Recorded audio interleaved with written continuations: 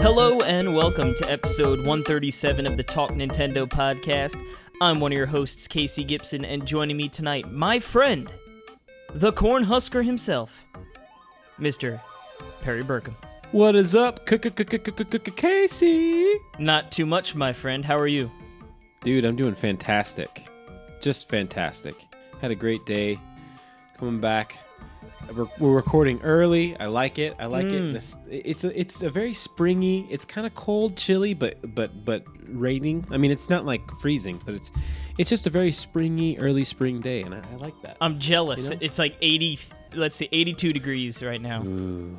Dude, that sounds good too, though. I miss the cold.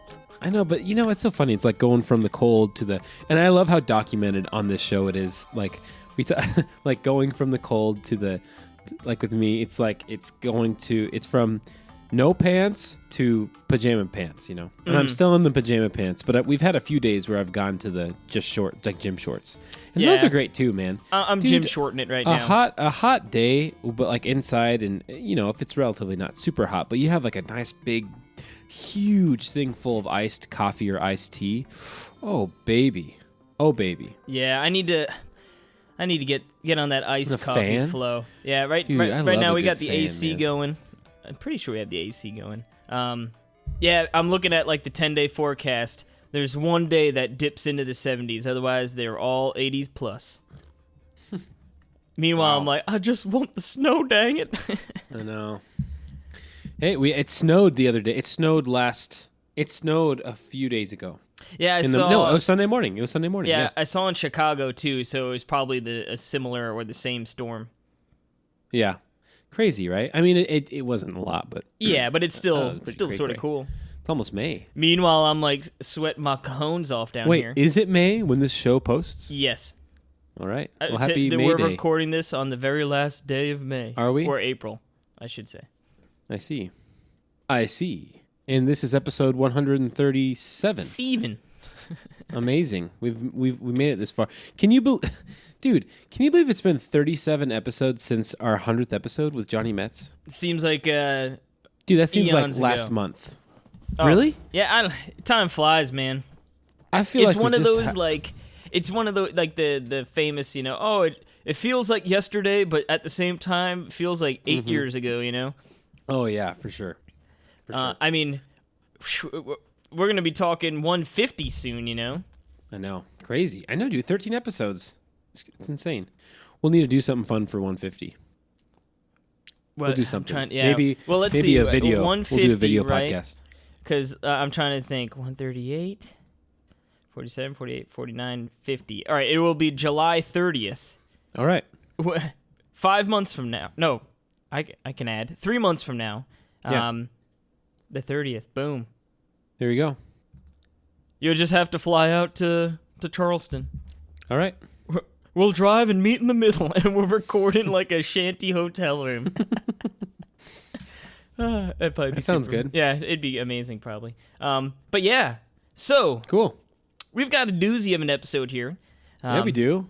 I believe we have a bunch of crap to talk about. Yeah. And then the new eShop Roundup, and then a great news block. Yeah, I could officially say a hearty news baby. block. The hearty news block is back, baby. It's been a while.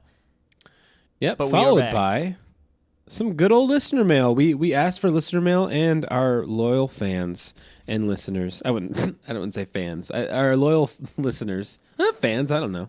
Yeah, I know. It's sort of weird to say. I know what you mean, yeah. Yeah. But our listeners, they provided, so we have some good stuff to talk about. Our friends, Perry. Our big friends. Jimmy? They are our friends, too. I mean, for sure. Oh, yeah. Yeah.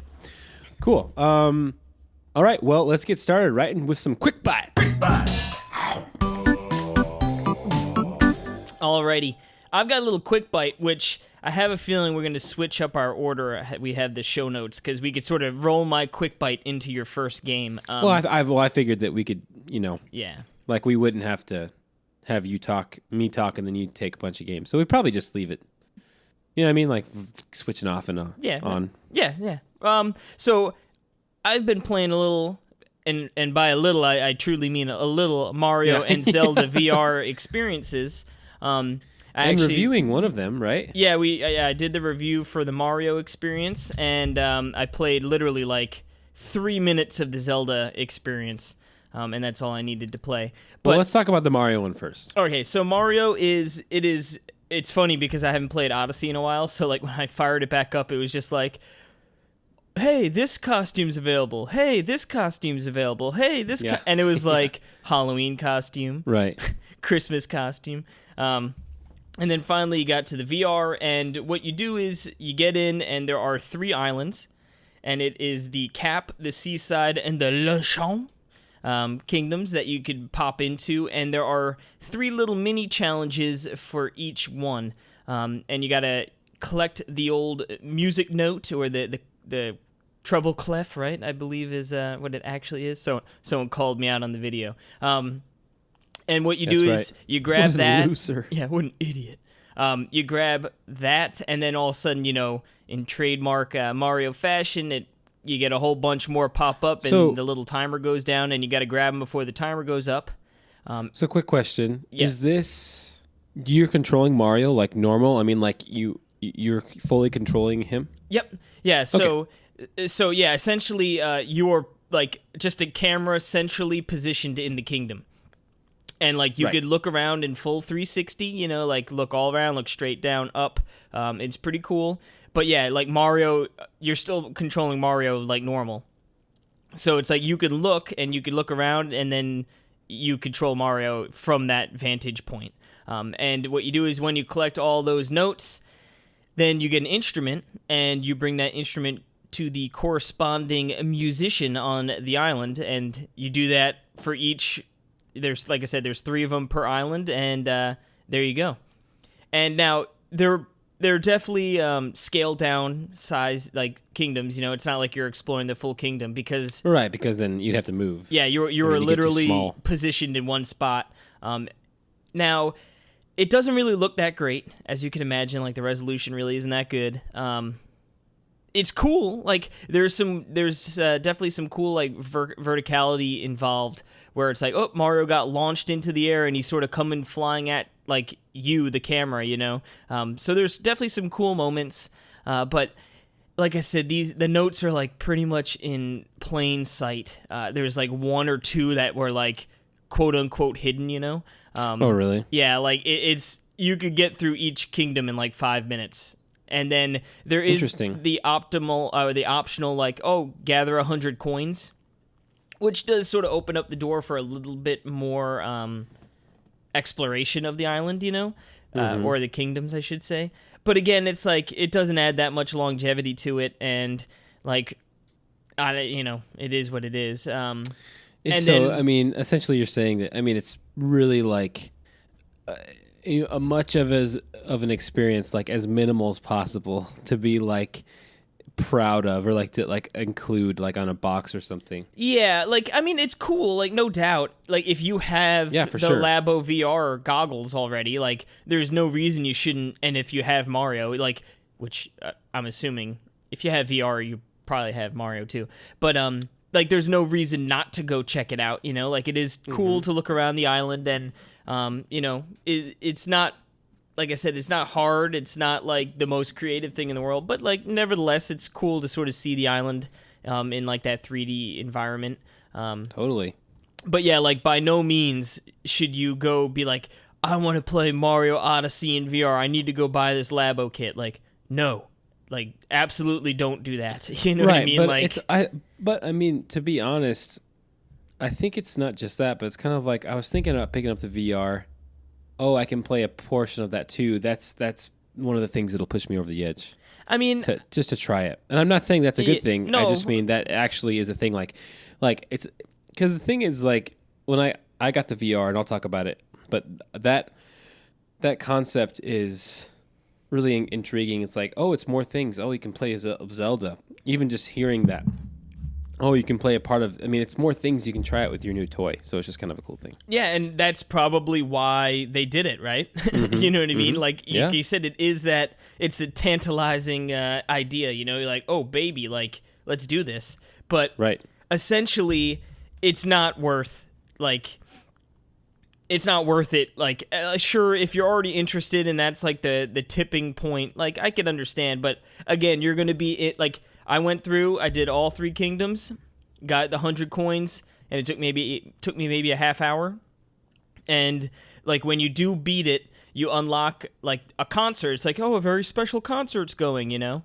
And then you go over there, and it's it's Pauline singing "Jump Superstar."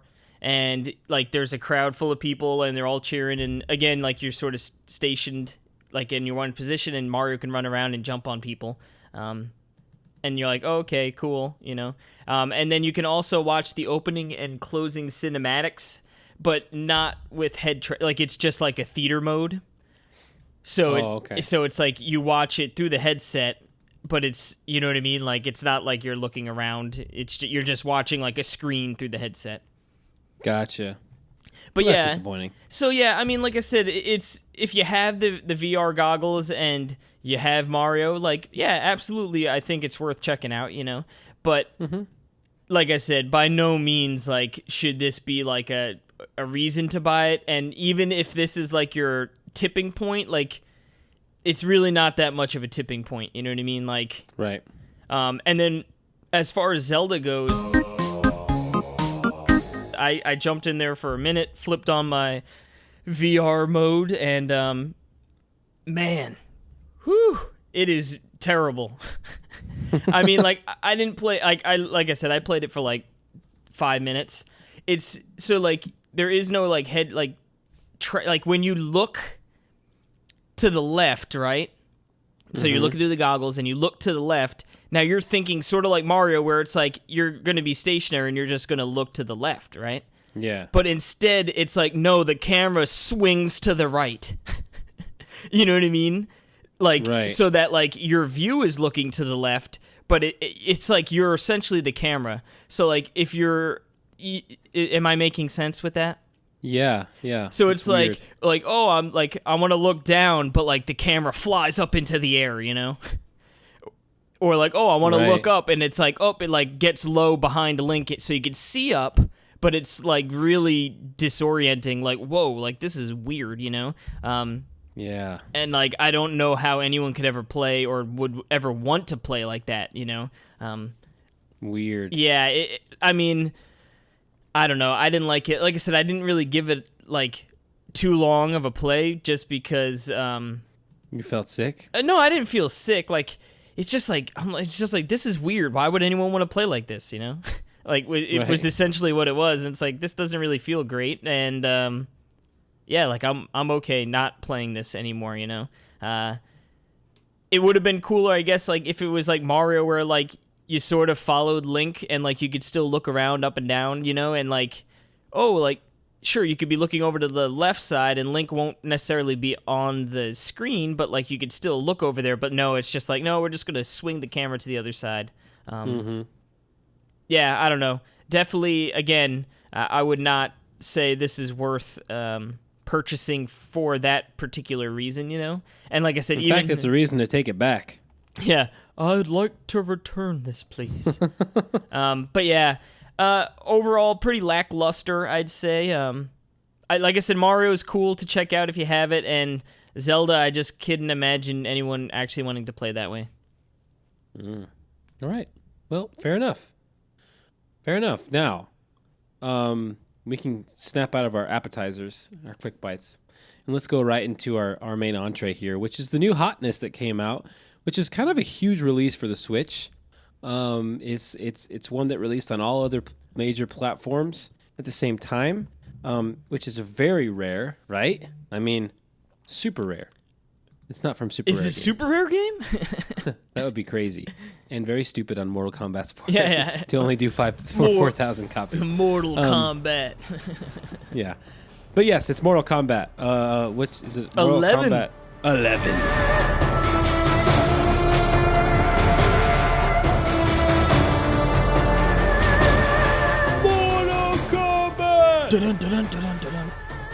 I just think of the cheesy like 90s movie.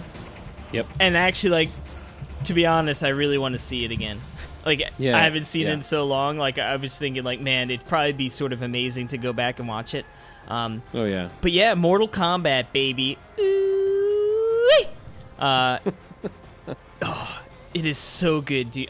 All right. So it's a fighting game. How can it be that good?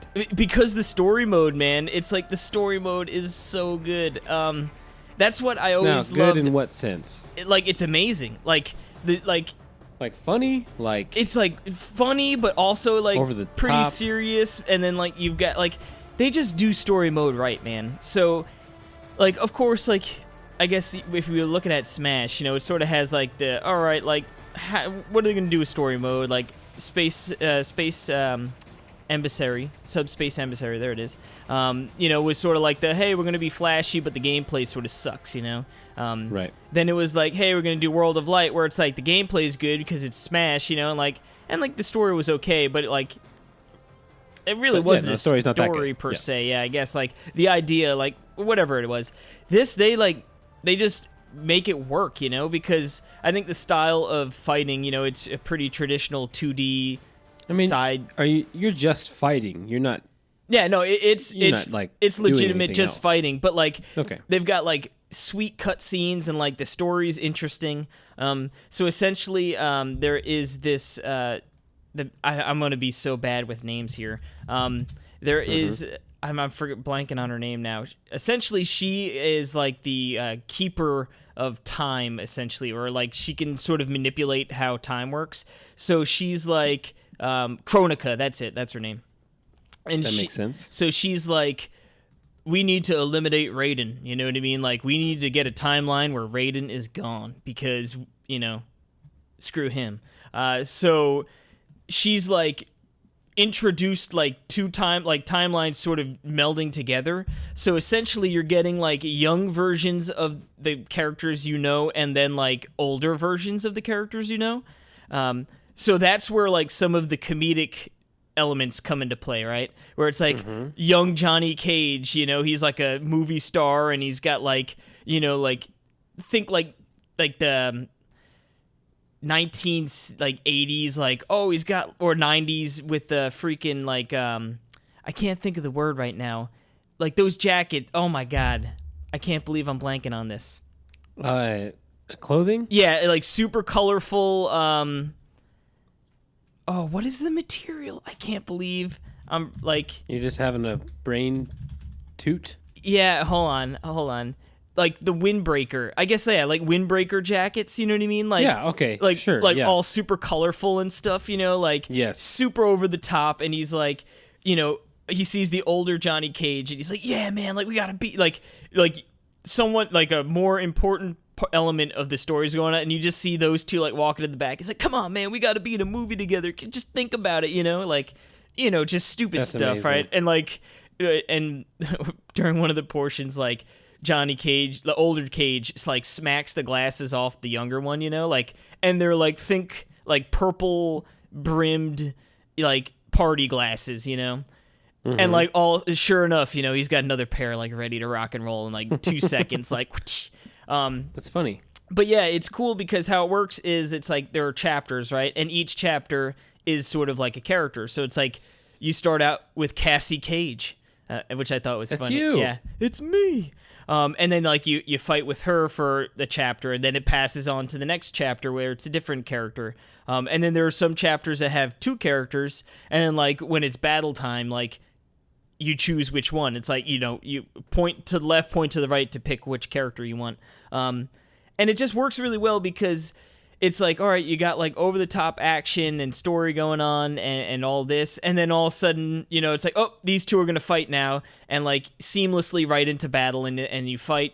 And then it goes into some more story stuff. And then it just works really nicely. It's fun. Yeah. Now, is the game hard? Well, yeah, the good thing is you can change the difficulty. They put in a Casey mode? Yeah. So I did start off on normal, and I was getting my butt kicked, but it was also like this is definitely a game you're gonna want to like look at the move sets and sort of get like, okay, I need to at least get a couple different combos down, So it's not like I'm just like slamming the same button down, So I did change it to easy, and you work your way through, but it's cool. Like I said, the story, I don't know how many hours it was, not like 2 hours short, but not like, 15 hours. It's probably like, I don't know, maybe 6 to 8 hours, give or take. Mm-hmm. And like I said, from beginning to end, I had a great time with the story. It is engaging, it was interesting, and it's a good way to like play with a bunch of different fighters, you know what I mean? And maybe fighters you wouldn't have normally played with, which is nice. That is cool. How does the gameplay? What's the performance like on Switch? Oh, it runs great. Because it has a high frame rate. Just they just scaled the graphics back a little bit, right? Is that what I'm hearing? Yeah, and honestly, like if you look at this side by side, like it's really not that like much worse. Like you could tell the lighting. I haven't seen any side by sides. Yeah. If you go to NWR, Jared did one actually. Perfect. You can. I feel like the most noticeable thing is the lighting effects, and like obviously that's going to definitely play an effect on how it looks.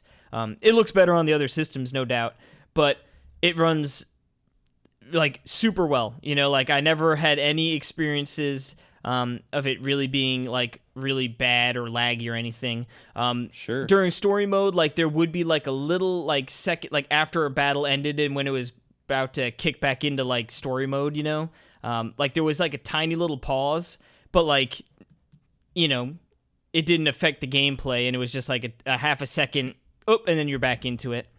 Right. I guess there is one stage, Kronika's stage actually. It sort of melds like when you're battling her, like it changes different phases, and stuff. So like that again, it sort of had that like momentary pause, like changing phases. But again, it wasn't like in the middle of a battle, so it never affected the actual gameplay, Okay. But yeah, it otherwise runs well. There are a bunch of different modes, so that you've got your classic towers, which is just like, I'm battling X amount of people in a row, and then at the end you unlock like the ending for that character. Then they have like these rotating ones, which have like different elements involved. So essentially, it'll be like, this character's got like extra, poison damage. So it's like when you get hit, you're going to get poisoned and stuff. So you can actually use different items to sort of counteract that. And I think they're called challenge towers. And then like you unlock more rewards and stuff doing it that way. And then there is something called the crypt, which is sort of the center of a lot of controversy with Mortal Kombat. And it's sort of grindy / purchase to win kind of situation. Maybe not purchase to win, but purchase to unlock a bunch of stuff. So essentially, when you go into the crypt, it works like, obviously this is sort of like a 2D fighter, right? When you get into the crypt, it's like third person over the shoulder, you're running around, and you're unlocking like chests as you go, and they cost coins, and you earn a bunch of coins throughout doing things and challenges. And there's like daily challenges where it's like, hey, perform 10 uppercuts, you know what I mean? And you get like you get a little reward kind of thing. Oh, that's kind of fun. So you unlock these coins, and then you can unlock the chests, and then it further unlocks more stuff. Consumables for the towers. You can unlock like artwork and like from just development that's cool to look at. And then there are like you can unlock the different fatalities, and I believe even unlock characters through the crypt.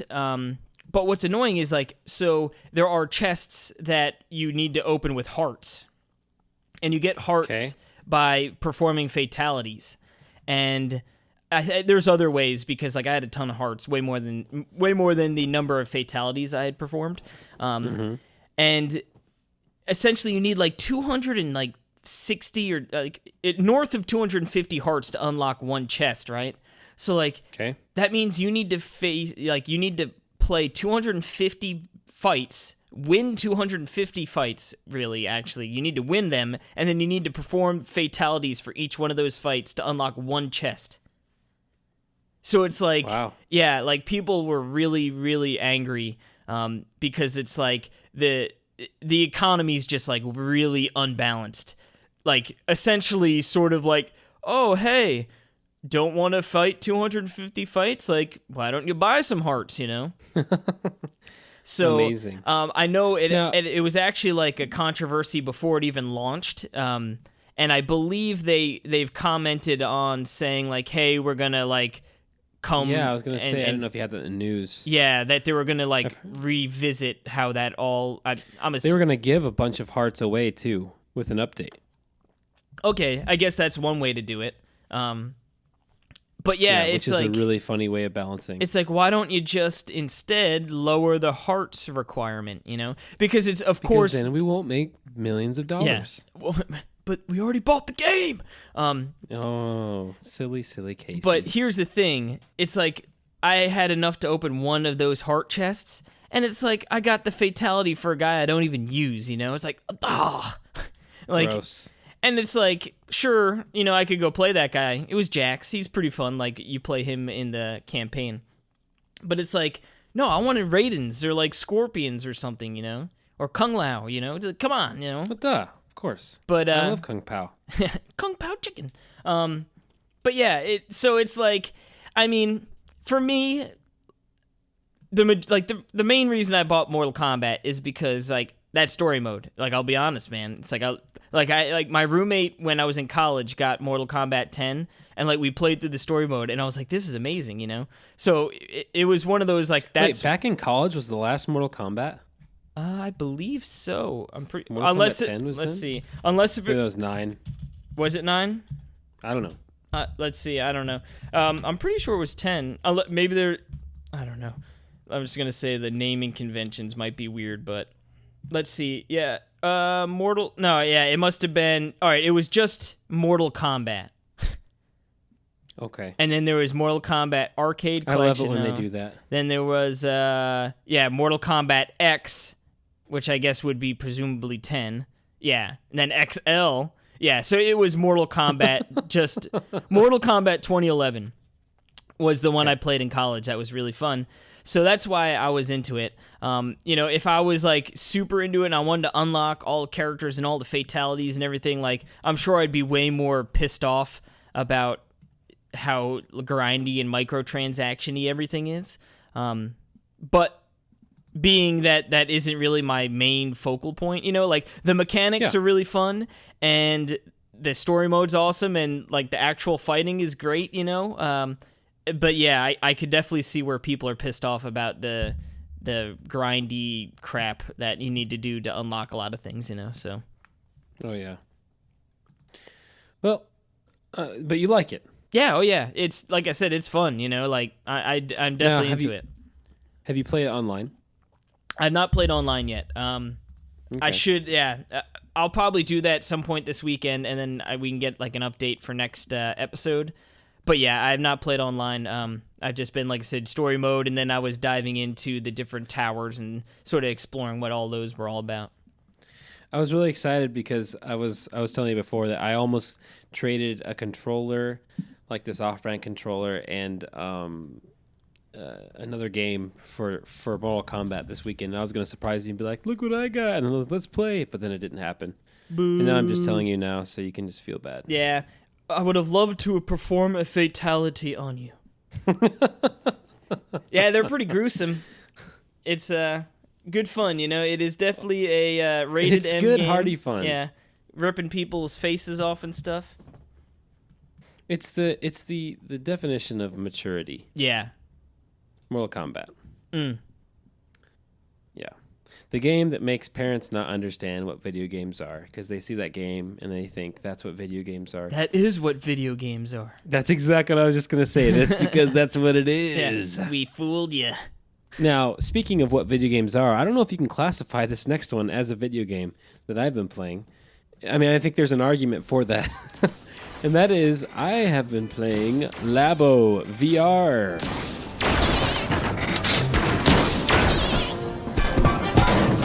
Labo Dabo. Yeah. So I was like, you know what? I'm going to dang old do this. I bought it. I got to do it. So we put together the goggles, right? Part of it was I did want to try it out for like the Mario. I wanted to try that out for sure. Haven't done that yet. That's because I've been playing the other stuff. So you get the thing, you get the VR, you got to make the goggles first because the goggles go into every single other one, right? Yeah, they are the most vital piece of the kit. There you go. Yeah, and like really, you have to make the stuff before you unlock the games with it. So I did the goggles, and then I went straight to the elephant because you were talking about how awesome that is. And I was it's just so wacky, right? It is so weird. It's so weird. And like the making of the stuff, it's just, it was kind of when I was having this great experience because I was going, this is where our Nintendo is. Like, this is what they've been doing. Like, that's what I feel like. Like when I look at the Switch now and I go back, dude, if you just open your 3DS and go to the menus, like I open my thing and like Zelda's Lullaby is playing and like I have like all these icons and all these things that I won from the Badge Arcade and all these amazing virtual console games, and it's just beautiful. And then of course the activity counter thing, the app and just everything that it's amazing. And then I look at the Switch and it's like, not that I don't like the Switch's home screen. I mean, it's very clean, very good looking, but it's just like, man, compared to the 3DS, I just want themes so bad. Themes even and the music. Wii U's UI was really cool and nice. I liked it. Anyway, so playing Labo, I was like, okay, this is reminding me of like Nintendo. This reminds me a lot. There's actually a lot of things that remind me of like WarioWare, like just bizarre. Did you play that one of the elephant games where like I feel like you're always in this like cloudy horizon area, just like in the middle of like, and I forget which one it was. It was something really simple, but then at the end of it, just like you look over.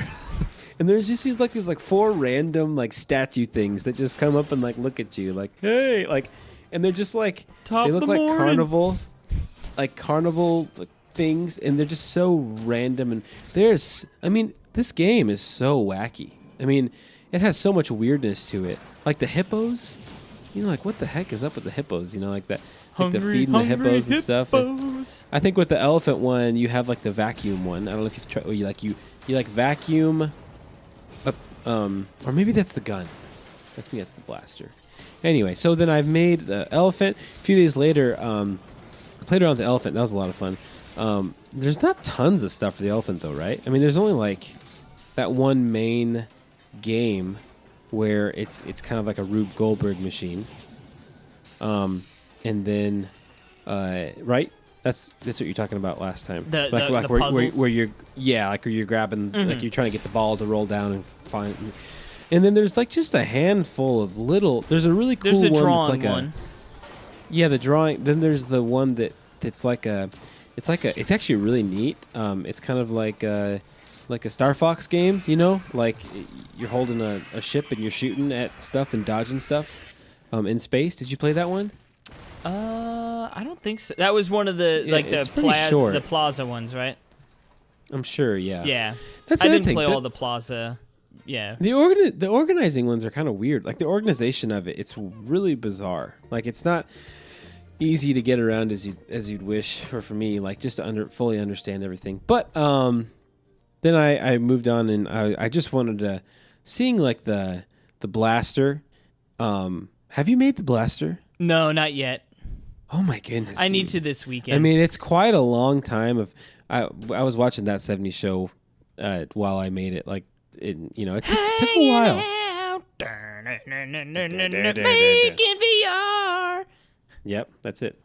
The same old thing. Casey did last week. Yeah. Anyway, I actually literally did take a break in the middle of it and when it prompted you to. Yep, I was like, okay, you know what? I will follow your directions. But then I got back on.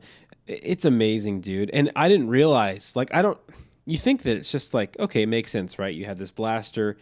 It's obviously just a big cardboard thing that you have the Joy-Cons in and you aim and shoot, right? I mean, it's like the obvious thing. But do you understand what you do? How the blaster works at all? Like the game?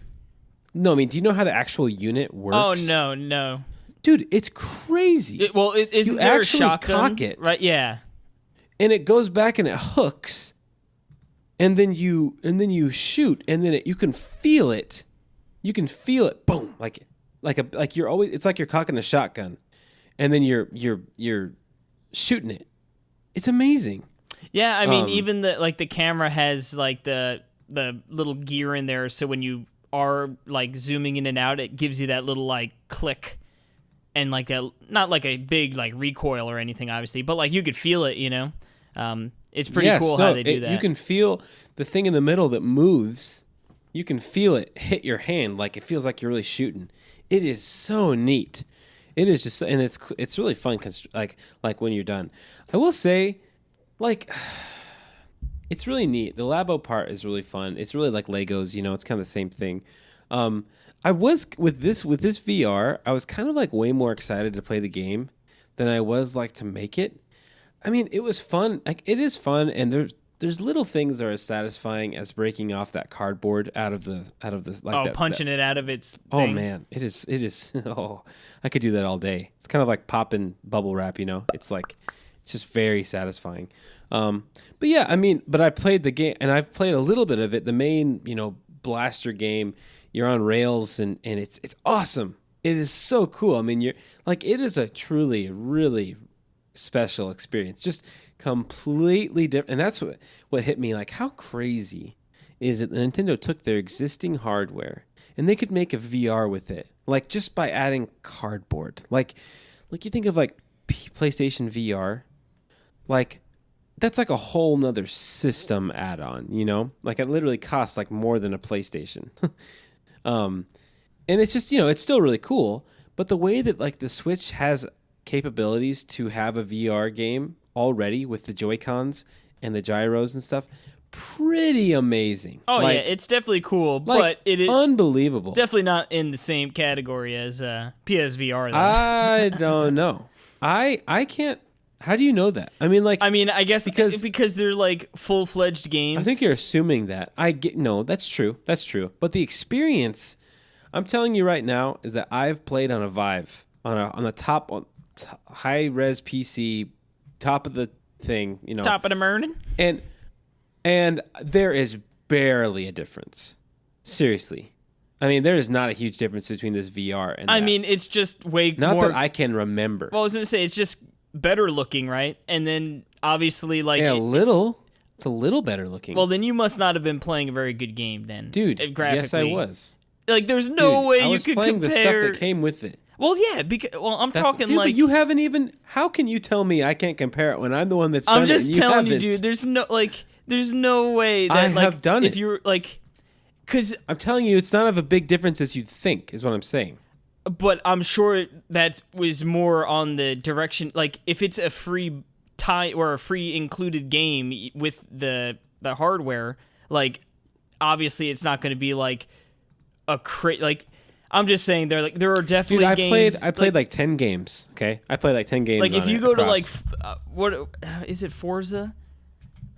Or I'm trying to think which racing game. Like if you sat down and played like a racing game in VR, like there's no way you would like be able to say this is somewhat comparable to or that Labo is somewhat comparable to that. Sure. You know? Oh, I'm sure. Like, I'm sure, like, because I'm trying to think of, like, what was one of the really popular VR games? It was, like, Job Simulator, right? It's, like, clearly, like, if you look at that maybe could play on, like, a Labo VR, you know what I mean? Yeah, because exactly. it's not, like, aiming to be and that. that's really what I'm trying... Yeah. That's what I'm trying to say, I guess.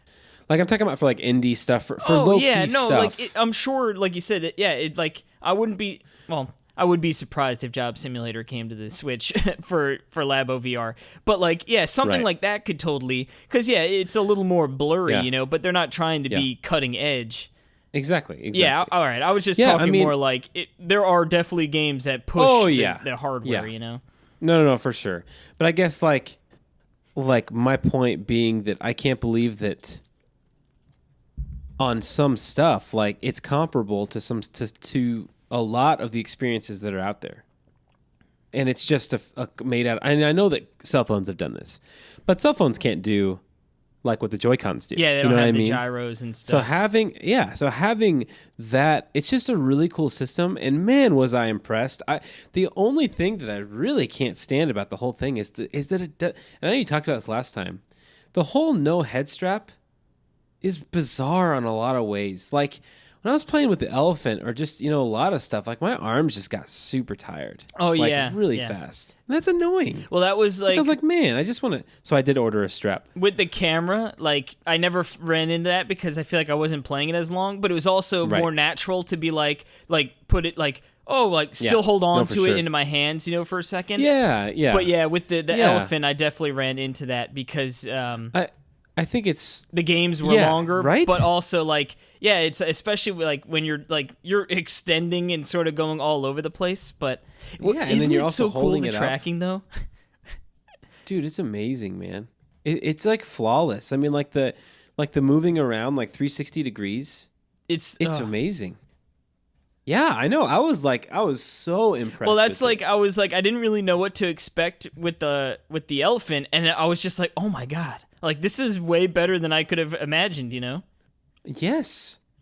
Yeah, I know. And to me, it's like, okay, and where I was getting at this was like, if Nintendo would seriously just like make like a nice plastic shell, the Labo's fine too, but I'm just saying, if they wanted to release like a plastic shell VR thing with a head strap, and they could make some pretty freaking sweet games. Like, if they put their heads to it. I mean, the experiences that I've had in there are not the top of the line stuff that you'd wish from Nintendo, that I would think that they would. Like, a lot of them are just like, that's it. Like, a lot of them are just like, seriously, like 30 seconds long. Yeah, yeah. From what I've played. And it's like, it's cool. It's neat. But like, there's no substance. And not that. And the thing is, like, I know VR can be pretty, vomit-inducing.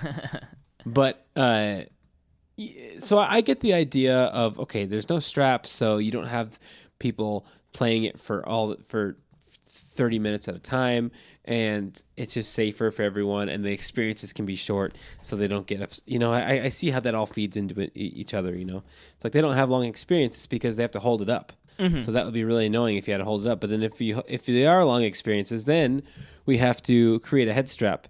And if we do that, then we have to go through all these other things, and then we're liable for that head strap to fall off while you're playing and break your Switch. This way, I mean, there's just so many things that make sense why they did what they did. I almost feel like too, like, what VR games are really like long experiences? I'm sure they're out there. Yeah. But like, I feel like every VR like. Oh, like Batman VR experience, like there's. Yeah, I've heard that's really cool too, but it's just short. It's an experience, like I feel like that's which is awesome. I feel like that's what VR pretty much is, It's like here's an experience that you play for a little bit, and like that's that, and like and then that's why for me, I feel like racing games are like what VR is made for. You know what I mean? Because it's like. All right. Yes, I'm so because I'm sitting. Like, what are you doing in a car? You sit and you look around and you drive. So it's like that's pretty much what like VR would be able to replicate that perfectly. Yes. Especially like if you get really into it, like I got a steering wheel and like a clutch. You know what I mean? Like you could. I feel like that's what like VR should be like or is optimal for. But I tell you what. I'll tell you what. I would love to play Mario Kart 8 is it 8? Mario Kart 8? 8 Deluxe, baby. Deluxe? I would love to play that in VR, dude. That would be so sick. It'd be amazing. Maybe it's coming. Seriously. I think so. I think I even heard maybe a rumor about that, but that sounds like, I don't know. I think that, I mean, it makes a lot of sense, right? Because to me, that's a game where you get in, you play a race that's 3 or 5 minutes, you know what I mean? And then you're done. I mean, it is that perfect length where you can play a Grand Prix and then, kind of be done after 20 minutes. So imagine they just didn't take out when you slam into another person, though. And you're just like, oh my God, I'm so dizzy. Oh, I know. That's the thing.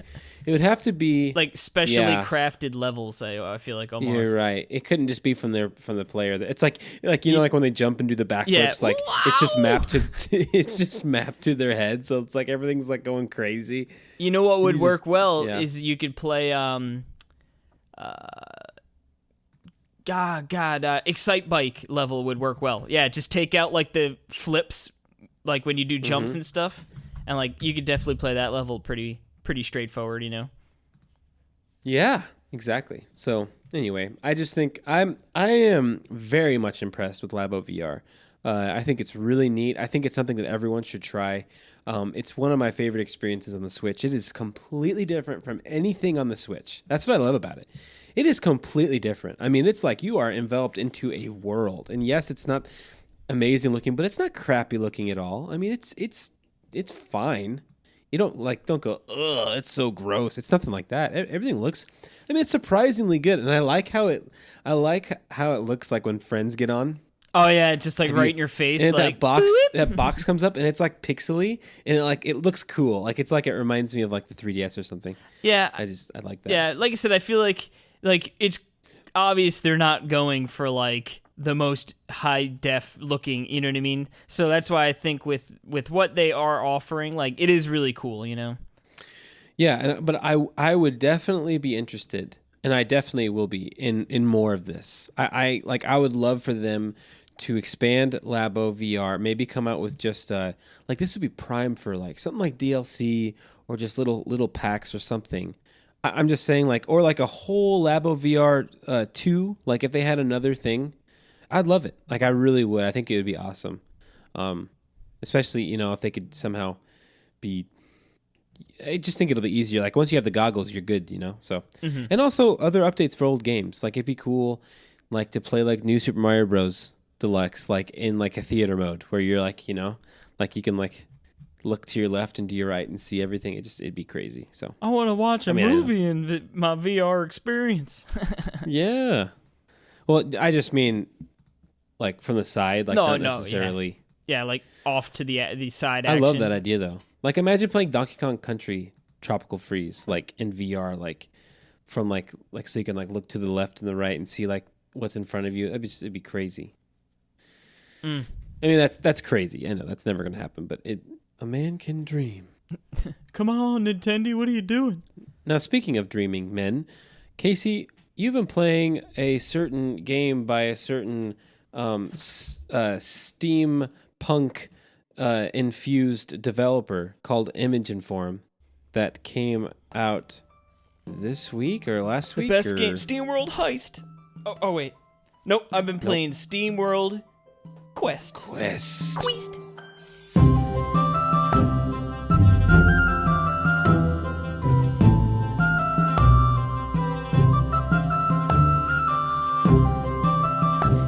All right. SteamWorld Quest, Image and Form's latest, and it's an RPG. It's a new genre for them, and they're sort of switching it up a little bit here. It's actually funny. What kind of?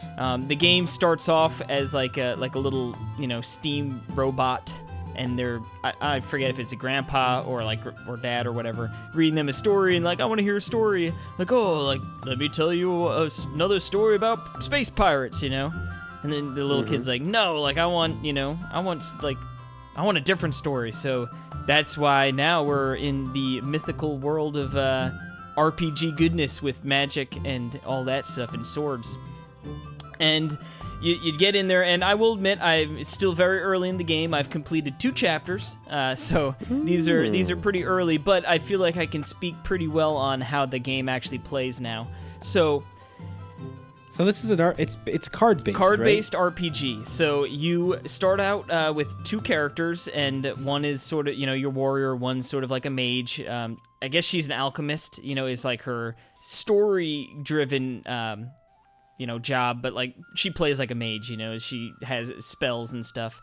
And you are on your way to find a mushroom for the kingdom or your town. What? Yeah, you need to find a mushroom. The Mushroom Kingdom. Yeah. Boo! That's a I know what's going on That's a copyright. Yep. Yeah, so you need to find a mushroom to like clear up something in the well back in town. You know, you're trying to help the town out. You know, and like your warrior is like, she wants to be in the guild, you know, but like they're not, you know. So this is sort of her like, well, we're gonna go out and I'm gonna prove like I could be worthy, kind of thing. So you go out there, and this is sort of, again, I can find this mushroom. I can find the shroom. and this sort of introduces you into the game, and it's pretty linear, right? So it's like there's like a quote-unquote room or an area, and like you can explore it freely, like up and down, but like so far they seem to be like, oh, that's a rectangle, and like there's a few things to interact with, and then you move on to the next screen, and then like that's another one. And like there are branching paths that sort of open up, but it's sort of like, oh, I went up north and I fought an enemy, and then there was a chest, and then I go back down onto the path to sort of get on my way, you know? And the way battles work is, yes, it is card-based. So you have a deck of cards, and you know they start you out. You have 8 cards per person, and you can get up to 3 people in your party at a time. So you can have 24 cards, and they cycle through, I guess, because some of the battles are long. And there are a couple different types of cards. So there's cards that generate steam power, or SP. And then there are cards that require the SP to use, and those are generally like your big damage, or like your bigger healing items, or cards, I should say. So you go through and you pick your cards in your battle, and then the enemy picks their cards, and then it plays out, right? So okay, I've got my 3 guys, and I did just three different attacks that are going to generate me some steam, and then the next turn I can sort of use those steam points for some heavy hitters, right? It does work where, like, if I play my steam generating card first, I can use then a card that would need 1 steam afterwards, so you don't need to wait to the next turn. You can sort of line it up like, oh, I did two cards that got me 1 steam each, and then I used like a card that requires 2, in one turn, which is nice. I mean, it's kind of like Heist. I mean, that kind of sounds like. Well, not really. Or no, it's actually more like no, sorry, not Heist, like Codename Steam. I guess sort of, but like but like less action, since you're moving around in Codename Steam. But the way it works is, so you go through there in the battle of people, and you win your battle, and then you move on. And so far, it seems pretty linear. And I've been... So it's your favorite, because you like... Well, that's the thing, like almost too linear. Talking to David, who's put a little more time into it, seems like he's up to like chapter 10 or 11, and it seems like he's sort of saying it's pretty samey so far. And so it's... You go through your quest, right, where each chapter is sort of like get from point A to point B, killing people along the way, and then completing the chapter. And like the chapter ends with a boss, and these bosses have a lot of life, and they take a long time to kill, you know what I mean? So even just like random, and they're not random encounters, like they're very much like you run into like an enemy that's supposed to be in that area, and you can get like, if you hit him with the sword, you get like the preemptive attack kind of thing. And even those battles take a little bit of time. It's very slow paced, it feels like, maybe I did stream chapter 2, which if you wanted to check it out on NWR TV, it is there. Oh, cool. It seems like a good game to play when you're like watching TV or something, you know what I mean? Because it's just so far. So it's passive. Yeah, it's pretty slow paced. Now, you do get introduced to some cool things. So they have it where you can chain attacks, and if you use 3 cards from the same person, you know what I mean? Like you use 3 from your knight, you use 3 cards in a row, they will get like a freebie 4th attack, and it's not always an attack. Like, for instance, with the Alchemist, if you use 3 of her cards in a row, then you get a 4th one, which gives all of your people a mana shield.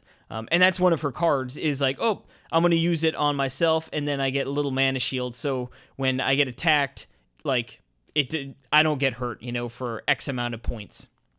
Mm-hmm. So it's really beneficial, and especially the Chapter 2 boss, like, I felt like it was necessary, was like, all right, I need to chain her to get those mana shields for my characters to withstand some of the heavier attacks. And there are also, like, tag team attacks where I guess if you use 2 steam Steam-powered cards from like 2 different people in a row. They do like a tag team and do some extra damage. So there is some strategy, you know, where it'll be like, oh, I could use 3 cards on this turn, but like I want to save that person's because I want to get a chain attack, you know. So there is definitely some thought to it. And for instance, when I was going through, you do unlock new cards, and then you could go and edit your decks. I don't know if it's going to increase as the game goes on, but like I said, right now it's 8 per person, and when you get new cards, you can go into the deck and be like, oh, I'm going to pull these, I'm going to pull this card out. I don't want that. I'm going to put this one in instead. So you can sort of tailor the decks to your favor, you know what I mean? And when a person dies in battle, then like you're still getting their cards, you know what I mean? So it's like I think there is a way to actually scrap them from the battle, and that'll help remove some like useless cards. And you can re-roll on cards too, I think twice per turn. So if if you find yourself with no Steam power and you only have cards that require Steam, you could be like, well, I'm going to get rid of this and like reshuffle it, you know, and then you could do it like that. So very I know Jordan and Neil are also playing Quest as well. We're going to be doing a Thirsty Mage episode later this month, or well, yeah, I could say later this month because when people are listening to this, it is May. Talking about SteamWorld Quest and what's that? Oh God, another indie RPG that I'm blanking on right now. You blanker? I'm a blanker. But yeah, so far, like I said, I'm going to keep on playing to give it a fair shake, but. To me right now, it seems sort of slow-paced, and like the story is just sort of like so. That in chapter 2, like the village is burnt down. Captain Canary, I believe, was leading like a pack of robot dogs, and they went through and like burned up the village. And Captain Canary is like literally like a robot, and the head is like a canary cage with a bird in it. So I should say I really like the art style. It's really cool, and like how they're sort of projected as like a storybook, and then like the characters look nice, and the environments, like while nothing like crazy to look at, they're nice. Visually it's nice. Like I said, David, sort of laid it out like, hey, like what you've experienced is sort of more of the same as you keep pushing forward. So I am worried that, like it's just going to eventually wear thin. Yeah, I mean, I'm trying to think like with Heist, I would say that the experience doesn't change too much. But the mechanics... Besides it being that you unlock new mechanics, right? Like, now this character can do this, or if you... Like, this character can move and then hit and then move back, I guess. But it also is more strategic. Yeah. I mean, or like maybe more, I don't know, because it's like, right, you're moving, you can move that character any which way you want on that battlefield, and like you are aiming to get ricochet shots and making sure the shots are nice and Heist. In this, it's like, oh, I'm picking a card, and like I could build my deck a certain way. I don't know, it just feels, I don't know. Not as strategic. Not more passive. Skilled. Yeah, and like... I don't know. I don't want to rail on it too hard, but I don't think it's going to be my cup of tea long term. Like I said, I am going to continue to play, and I'll give an update if anything changes. But right now, it feels very much like oh, it's a cool game. Like it visually looks nice. Like the card system isn't terrible, but it just seems like everything's just sort of slogs a little bit as far as the battles go. Like maybe if they were a little snappier, maybe the bosses didn't have as much health. Or the character, to sort of push it along. But it just seems like I get into a battle, a bunch long battle. Okay, long battle, all right. And then now I get to the end of the chapter where it's like a super long battle, and then the chapter's over, Right. And, yeah, so, I don't know. Like I said, I'll update it as I keep on pushing through. But right now, lukewarm on the experience. Gotcha. Well, this other last game we have... is another indie title called Hell is Other Demons.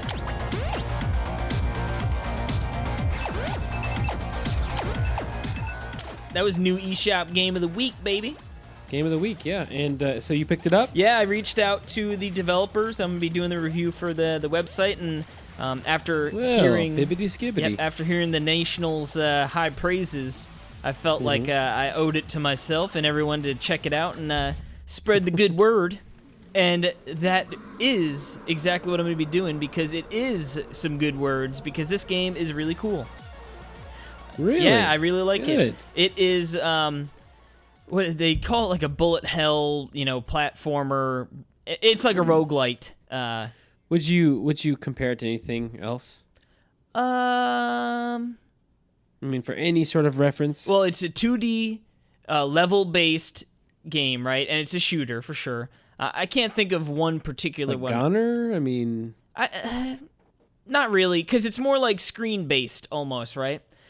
Okay. Here, let me explain, and you tell me if it rings a bell. Explain it to me. So, it's actually funny, because this game's got a campaign and an arcade mode. Arcade mode is very much a roguelike.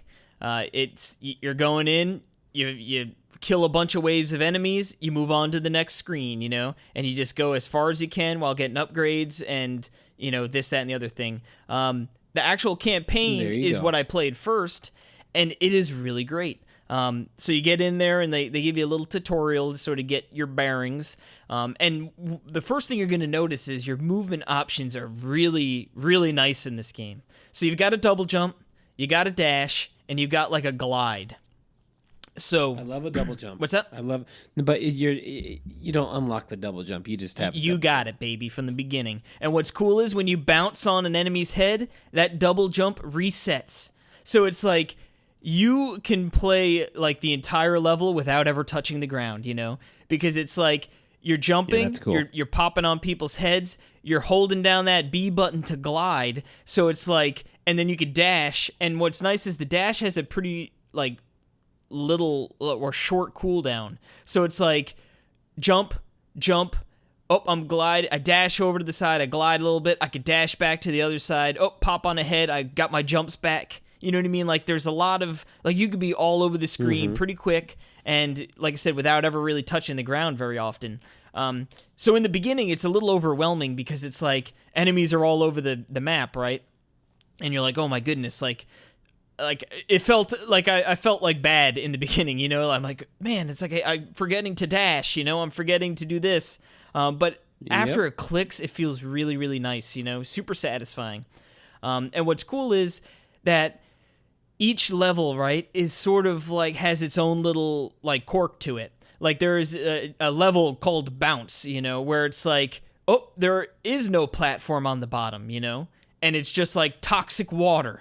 And like there are like some platforms on the side that you can sort of bounce off of, but like this is a level where it's like I really need to stay in the air, because you can jump off the, like you could bounce, quote unquote, off the water real quick, but like if you don't time it right, you're gonna take a bunch of damage. But like each level has like different things, so like I think there are 5 different zones, quote unquote, and within that zone, it's its own color and theme. So like one of them was sort of like that you're going to be dealing with a lot of like no platforms or very minimal platforms on the bottom, or like big like water geysers are going to blow up, or like poison water, and like you need to avoid those because you're going to get hit. Another one was like, there's just like saws all over the place, so it's like you can land, but like you got to watch out for those saws.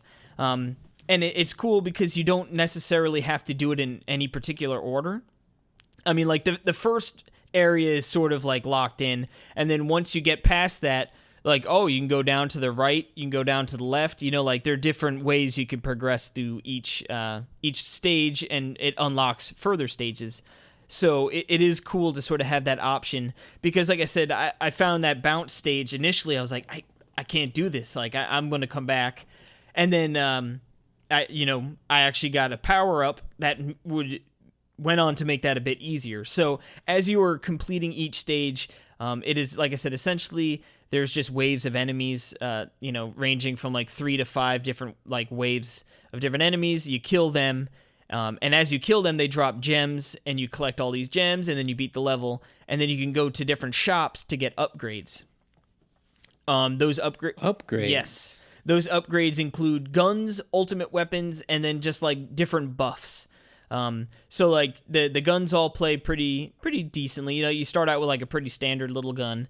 Then actually I bought this gun that shot the twin gun or whatever, and it shot out in both directions, which is super beneficial because you can't actually aim up or down. It's just left and right. So managing your altitude is very important when dealing with enemies because you can't aim up or down. It's all going to be like, all right, I'm floating down and I'm shooting, So, different guns come in handy for those different situations. Like one is like a machine gun, but it has like some serious kickback. So like if you're just standing still and shooting, like you are just moving to the like if you're shooting to the left, you're moving way to the right real fast, You shoot a ton of bullets and you can kill enemies really quick, but then it's like another bit of movement you need to manage, right? So it's like you can use the dash to sort of counteract it, but like you're still like it's just a lot of moving parts, So it's sort of high risk, high reward. And it's just fun to play with the different guns in the different situations.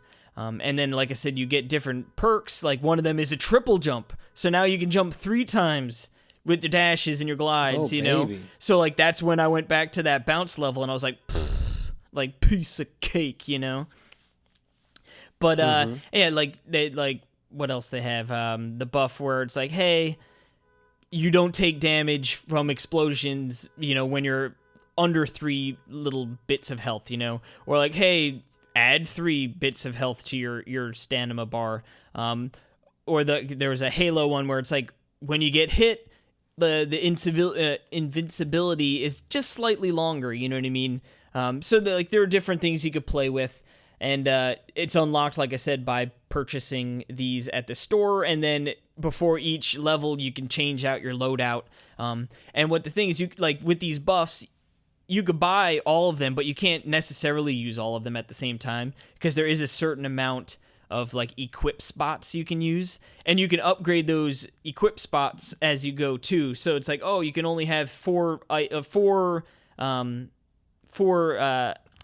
don't want to say for each item because some items require like 3 quote unquote slots, So you can continue to unlock slots, and then you can use different buffs, accordingly, and like you can sort of stack it how you want. Like I said, like that one level is like you're gonna need that triple jump, Other levels you might find you're getting hit more often and you want that halo. So you could play around and mix and match, which is nice. And what's cool is at the end of each like zone is a boss. So they're fun boss battles as well, and like they're all different, like one is a sort of like, oh cool, he's chasing you from the left to the right, and like you're running and shooting him and like having to platform and jump through this and that, and it just really is a really fun game. Now, good. The thing is, there are some frame rate issues that crop up. Now, when I actually talked to them, they were like, we know this is an issue and a patch is coming. And they told me, like, they were like, there should be a patch by Friday or if, like, the weekend by latest. And there is still no patch. So, maybe it's just a little harder than they were anticipating or some hopeful thinking. Now, the thing is, it's weird. It's not like it just slows you down. It is very much like, like, now I'm dead, or like... I'm sort of like in the middle of the map, and now all of a sudden I'm in the poison water and I'm getting like dominated, Now it doesn't happen all the time. Like I found it to be on certain levels, but man, is it like super annoying when it happens, And it's like I was facing this one boss, and it was one of those ones where I was like, I just need a real good run to get into this second phase. And then I can do this, And I was like, oh, baby, we got the perfect run. And then sure enough, like, dead. And it's like, oh, like, God, it's so annoying, That's the worst. Yeah, that's awful. So, like I said, it doesn't happen, like, all the time. Like, it was just a few levels. And even on those few levels, it wasn't like it was literally every attempt, So it wasn't like, oh, well, that level is just unbeatable, like, for now. it's just like, oh, okay, I got to restart it, Now, fortunately, most of the levels aren't super long, so it's like, generally speaking, like, it totally sucks, don't get me wrong, but it isn't like, and, like, oh, I just spent 15 minutes and then I lost, or something, whatever. But right. yeah, so definitely pretty annoying. Dude, something like that can ruin your run. That's bad. Yeah, so that is pretty much like the black eye of this game, but they're aware of it and they're working on a patch, so that is what is some hopeful thinking. Now, I will say the arcade mode is fun. What's cool about this is, like I said, it's a roguelike, right? So it's like you unlock different characters that have like different starting abilities, but it's pretty roguelike-X, like you're gonna, power up, you get different power-ups. I found that the power-ups I like worked better in the campaign mode. Like they still work well within the roguelite mode or the arcade mode. But I don't know, I just found like a lot of them are different guns, and it's like, well, I sort of like my gun here, like I don't really even want to change or anything, you know what I mean? Right. But what's cool is it's quick, like even like a deep run, like and they have online leaderboards, which is cool. I think I'm ranked 50th right now, better than Justin Nation. Just want to throw that out there. Whoa! And like even that like 50th place one, like maybe took 5 minutes max. Like they're very quick runs, which is good because it's nice to get in and out. You know what I mean? Like you could pick like like sometimes you get into a deep run in a roguelike and you're like, well, it's like 15-20 minutes. No, these are nice and snappy, which is definitely a good thing. So, but overall, like I said, I'm really enjoying it. Like I said, it is a bummer that the frame rate issues do crop up and sort of really screw up runs at times. Visually, like I said, I really love the art style. The demons all look cool. The bosses look really cool. And like the fact that each like different section has its own color, like it's like that black with like the certain color, the red or the green or whatever, looks really cool. The music's cool. Overall, I really like Hell is Other Demons, man, and it's definitely worth a check out. And like I said, if you're apprehensive, wait till that patch comes out, and then it'll definitely be an easy recommendation. Wonderful. Yeah, that's a scary thing when you're developing a game. I think it's a big mistake because, especially for the informed gamer, which I guess is not the majority, but the idea of like someone listening to this podcast right now, they're like, yeah, that sounds cool. I'll wait for the patch. And then, by the time the patch comes out. But like, I do want to say, I don't care about the game. Yeah, I do want to say like, it happens. Like, no doubt it does happen, right? But it isn't so much like that it really is like I still think it's playable, like if you wanted to pick this game up and play it, like you're going to run into some annoying instances, but like I beat the game, like I beat the campaign mode, even with like the occasional, issues, so it is still very much a game you could play through and beat. Like I said, you'll just run into a few situations where you're like, and like, on a boss, generally, if that happened, like I was like, all right, I'm probably gonna have to restart. But like, there were other levels where that happens, and like you could still bounce back and make it through, But yeah, it is what it is, right? So something to be cautious of. That is Hell is Other Demons. Boom. And with that, we are going to take a quick break and come back with, of course, the new eShop Roundup XL Lite.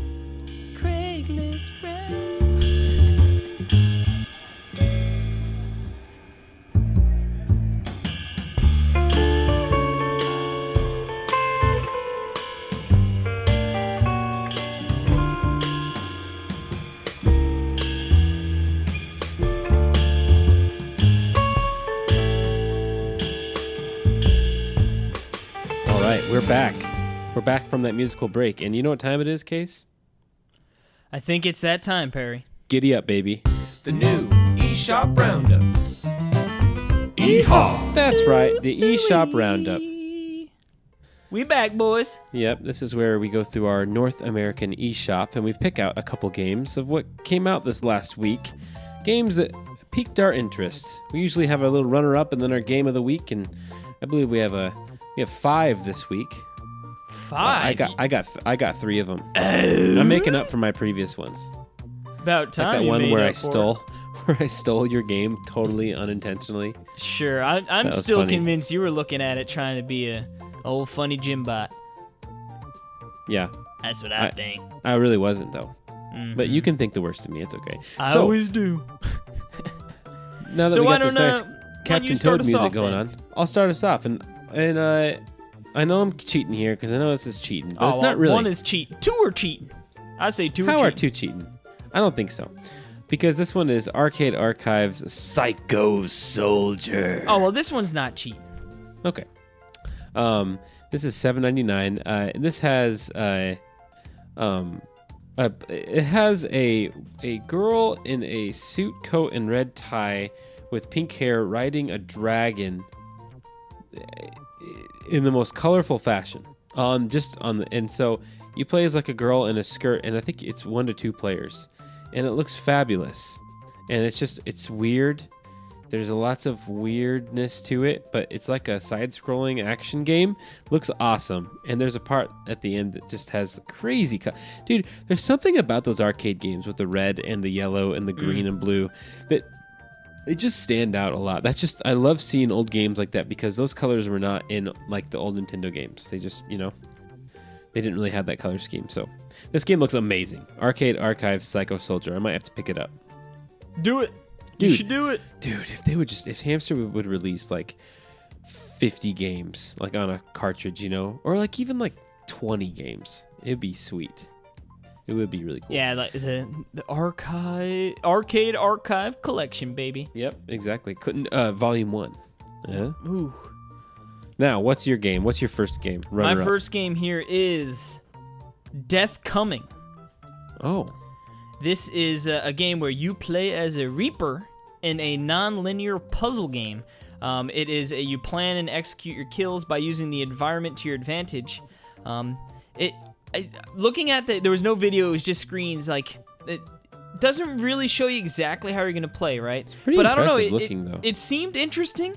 It's at a nice, friendly price of $6.99, so it's not super expensive to get into.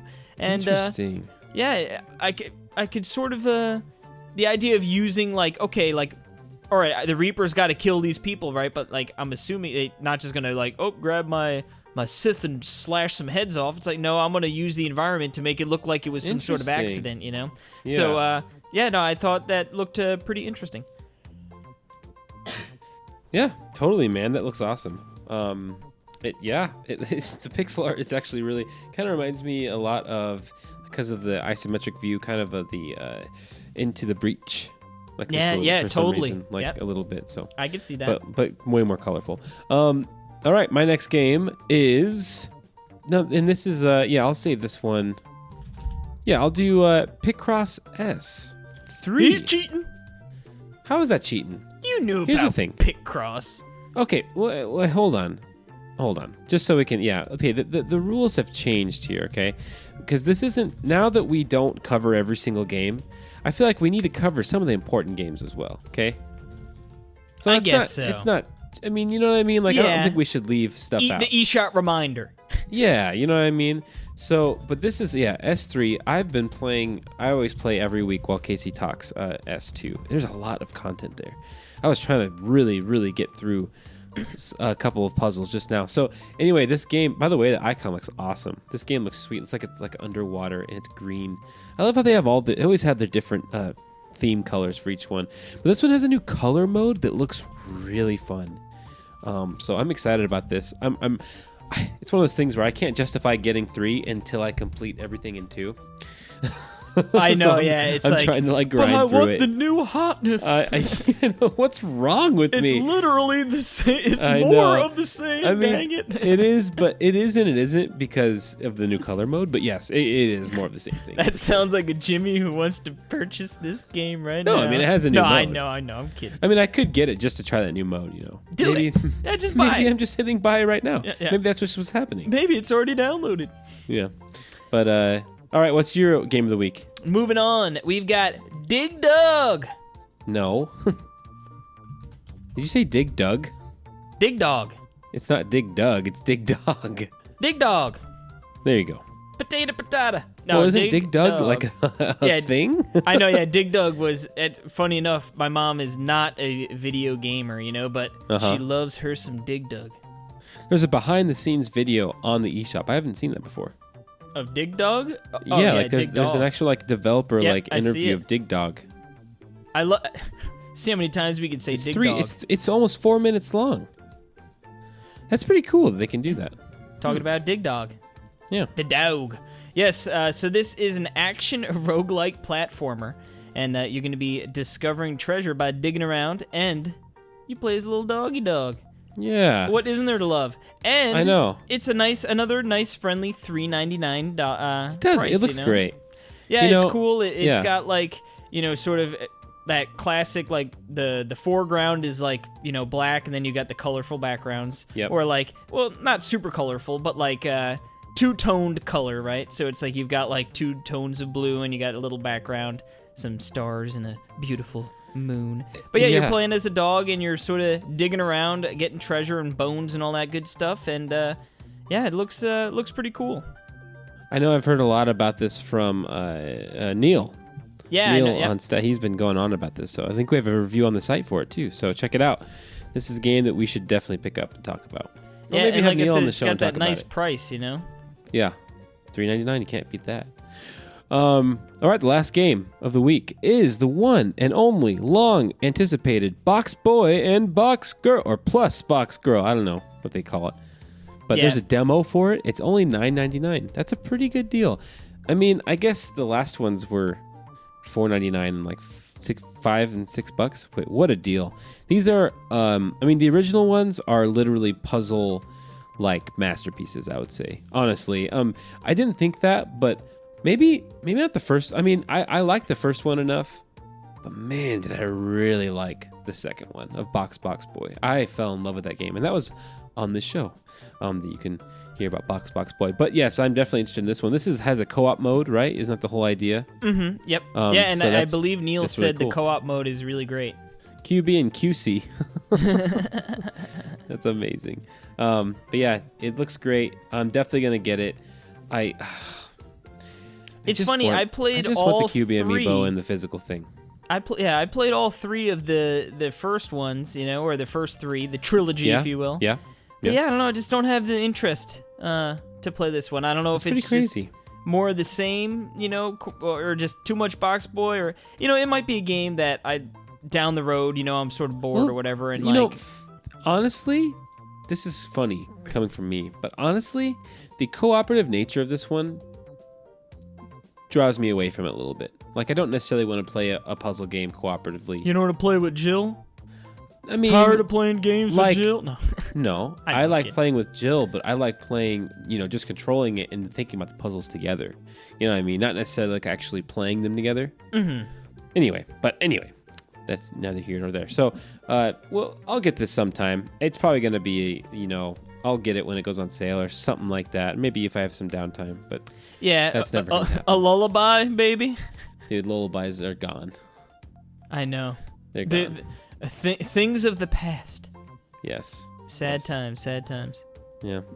Well, maybe not. Maybe lullabies won't be gone in this here. There'll be a lullaby one day, and we're both gonna be like the happiest dudes alive. I know, man. Like, dude, it's a I have lullaby. so many games that I want to play, like physically, including Xenoblade Chronicles 2 and Torna. But sitting on your shelf. Hey, they're beautiful games though to look at as well. I'm gonna play them. Yeah, that's true. All right, well that'll do it for the new eShop Roundup, which means it is time for the news block.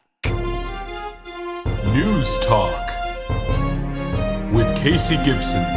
Oh baby, the heart in news block is back. All right, it is back, Perry. Are you ready to get into it? Yeah, and I know that we've got some numbers. We got them sales figures.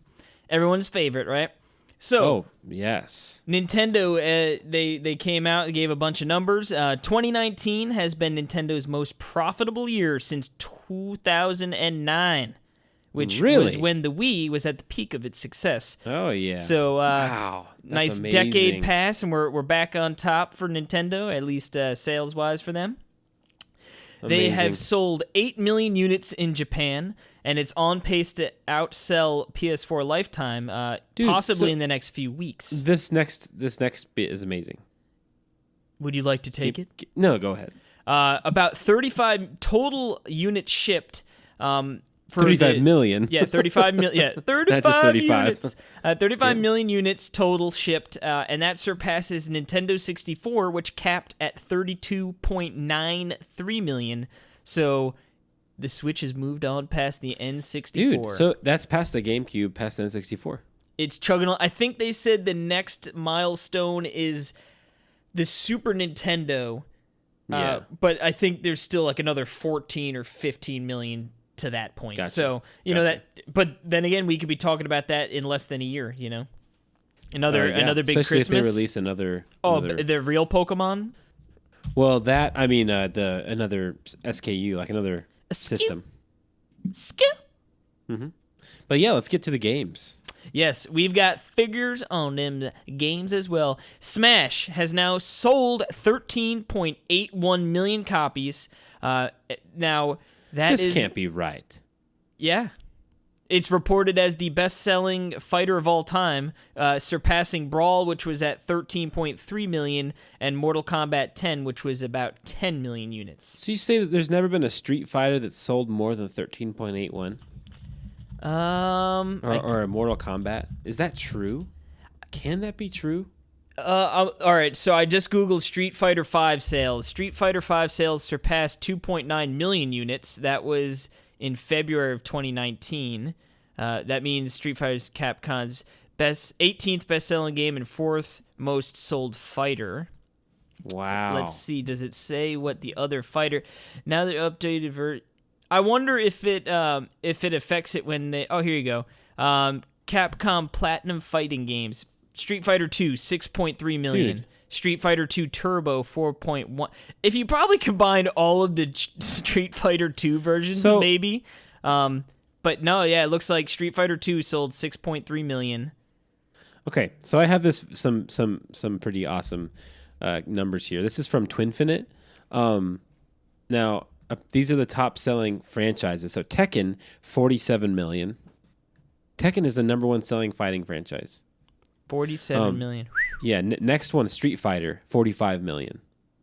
Okay? Mm-hmm. Now, number 3 is Super Smash Bros. At 40 million. Okay? And they probably have considerably less entries in the... Oh, yes. Then after that, Dragon Ball at 39.782 million. Interesting. Yeah, next is and then Mortal Kombat. I was going to say, I guess Dragon Ball wouldn't be one that I would like. I know, that's crazy. 37 estimated million, and then after that, Soul Calibur at 12 million, a huge jump down to 12. That's estimated, and then Virtua Fighter 5.4 million. Those are the top. But then as for games, number 1, Super Smash Bros. Brawl, 13.27 million. Okay, so this was this was posted 2018. So October 22nd, 2018. So before it came out. Now Smash Brawl's Ultimate, 3.27 million. Then Smash Bros. For 3DS at 9.24 million. People, isn't that crazy? Ooh-wee, Smash, baby. It's got the power. Brawl, and then 3DS is... So you're telling me that Super Smash Bros. For 3DS is the third best-selling fighting game of all time? It's crazy, right? And then like Tekken 3 is 8.5 million, and then Tekken 5 at 8.2. Then Melee at 8.2. And then Street Fighter 2, The World Warrior, 6.3. Mortal Kombat at 6 million. Then Super Smash Bros. For 64, the original, 5.55. And amazingly enough, would be right now at number 10, Super Smash Bros. For Wii U. Oh, Wii U, baby. That's crazy. Anyway. The Wii U lives. If you would count Wii U and 3DS put them together, they would be the best. But anyway, Ultimate though. That's interesting. Interesting, and very it's only going to interesting. continue to sell. I would have never thought that, dude. I would have never thought that was that. How in the world can Ultimate be the best-selling fighting game of all time? It's crazy, right? Hype, man. That's People so love awesome, dude. That's so cool. It's a good game.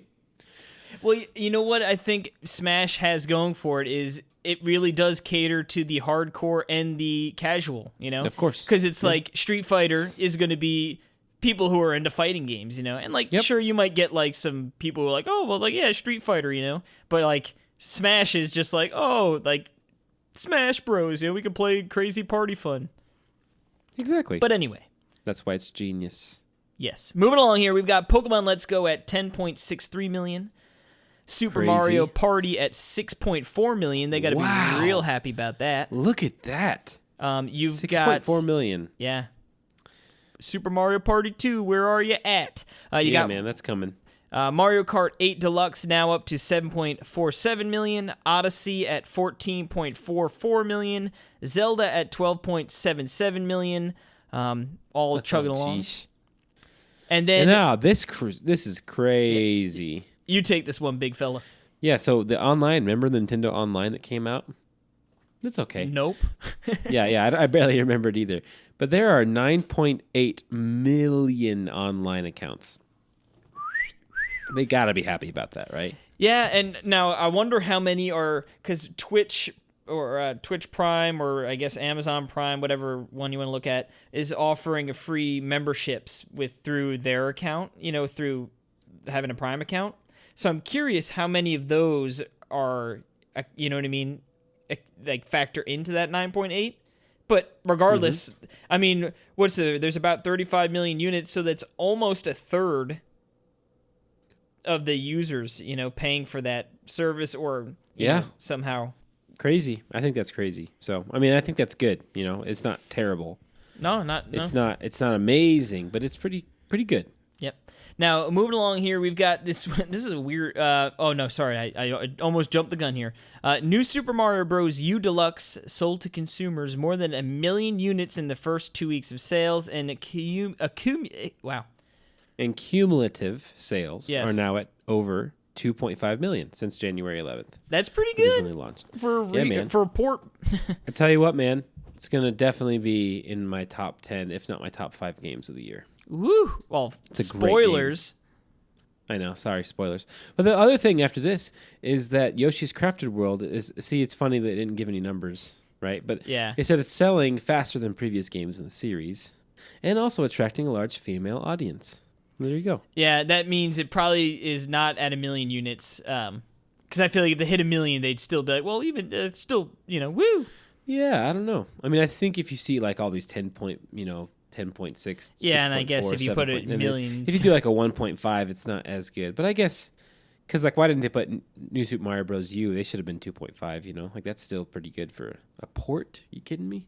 I mean, anything over 1 million they got to be happy with. You know, they gotta be. Oh yeah, yeah, exactly. It makes you think like, dude, why didn't? Okay, real talk, because I think you're gonna agree with me here. Why didn't they just port Woolly World and make a new game? Why didn't they just port Woolly World over to the Wii U? I mean, to the Switch. And make not Craft a World, but make like another game. Well, I mean, they are different, you know, pretty considerably different games. They're not considerably different. I mean, it's a Yoshi game. It's got to stay within the realm, you know? Yeah. I'm just saying, like, anyway. Like, they could have made a Chibi Robo game or something like that. I don't know. Old Chibi. Not that that would sell anything, but I just mean something like that. You know, they could have made another Wario Land game or something. Their update would have been like, Chibi's Crafted World sold a few copies. Dude, Chibi Robo's Crafted World would be unbelievably amazing. Dude, it made sense, too, because Chibi Robo is a small little guy in, like, you know. Should have just been Chibi Robot in the big city. Plug in, you know, and energize and stuff. Oh, dude, that would be so good. Anyway, that's it for numbers then, right? This next part's weird. Yeah, that's what I was going to say. What's weird about it, I don't even know what Perry? this is. I'm just going to be honest. I don't know what this is. But the Switch updated to 8.00. And it had that boost mode addition. I don't know, but that makes games load faster and perform better. Okay. Yeah. It was such a weird thing when I saw it. I was like, okay. Apparently the games they must do an update to actually utilize it. It's not just going to be like everything's so going to work across the board. But yeah, I was like, that's so weird. Like, I don't know. Like maybe, you know, like if, That'd be a good boost for Zelda, maybe. Well, wasn't there something about you press the home button twice and it zooms in? Did I'm I not dream sure. that? I think we talked about that. And Are you dreaming right now, Perry? I know, it feels like I am. Because that sounds like a cool feature, but I haven't seen it. Anyway. But okay. All right. Boost mode is I know, that's why I was like, it's so weird. Okay. Yeah. I figured it'd be worth throwing in there. If anyone has any examples of this, please let us know. Like I said, maybe for the VR, give us some boost mode. Maybe it'll make it prettier. Okay. I don't know. Anyway, moving along. I love this. This is good. Because this is a pretty dang packed year, right? 2018 was pretty much, but this and is a pretty even the packed beginning year. of 2019, it's been slow sledding to start, you know? Yeah, but we got we have the new Pokemon's coming out. We have Oh yeah, no, it's and- gonna finish with a bang. It is, because we also have Luigi's Mansion 3 and Animal Crossing still set for this year. They confirmed that, Nintendo did. And they did say Bayonetta 3 is TBA, which is that new Astral Chain game. Oh, coming I out, cannot, right? dude. That, thinking about, I mean, there are a bunch of games I'm super hyped for. How are you so hyped for that when you barely know anything just about it? looks so cool, dude. All right. Oh, baby. How could you I'm be so happy for hyped you. for Animal Crossing when you don't know anything about it? I know everything I know. about Animal Crossing. Not about the new one. Animal Crossing is my life. Well, that's why I should be hyped for it. But anyway, that's cool to hear, dude. Luigi's Mansion 3, Animal Crossing. I'm sure, dude. I bet Luigi's Mansion 3 will have a Labo VR mode. They have to have that. I bet they will have that in there. It'd be cool. They don't have to have it, but that would be cool, right? Like, couldn't you doing a totally little see a little exploration. ghost, dude? A little ghost mini game Whoa. where you got to sneak behind and then like hit A, like on a curtain, and then it'll jump out at you. And I mean, it's such an obvious thing. But anyway, that's good to hear. Dude, Animal Crossing. Like, I don't know, man. I'm gonna have my expectations set low for it. Because I don't want to get hurt like we always do. But it could be amazing. Oh, it will be. I mean, it could be like This train ain't slowing down, Perry. I mean, I would be happy though I'd be happy with a New Leaf sequel, like that concept. I mean, with some added stuff. I mean, New Leaf was really anyway. It's gonna be great, man. I'm telling myself that now, so that It's gonna be It's gonna be Don't you worry, dude. Yeah, I mean, I from what they showed, they didn't really give any hint. I didn't know if what they showed was in their engine, where it kind of looked like just an upscaled Animal Crossing, from like little dialogue boxes and stuff. But we'll see. So that's very good. All right, now what do we have next? Next up, we have got Nintendo officially confirms a Tencent partnership to release the Switch in China. Oh, baby. This partnership is necessary due to government regulations in China restricting publishing of games to domestic firms. So, Nintendo can't publish their games because obviously they are not in China, they're in Japan. So they need to touch down with good old Tencent, who just must be making money hand over fist. You know what I mean? Like we'll take the money. We'll Sure. publish all your games and just take our percentage and be very happy about it. Heck yeah. Yeah, like I said, I mean, not super interesting necessarily to us, but it just means more Switches are going to be sold and more money for Nintendo in the long run. So, next up here, though, we've got the troll of the century, Persona 5S, right? Rumored it's going to be the Switch version of Persona 5. It's coming. Nope. It is Persona 5 Scramble, the Phantom Strikers. It is a Muso game, baby. Get your Hyrule Warriors to the side because now you can play Persona 5 man. Scramble. How could I? It's like The trolley troll, man. I guess yeah. I mean, it's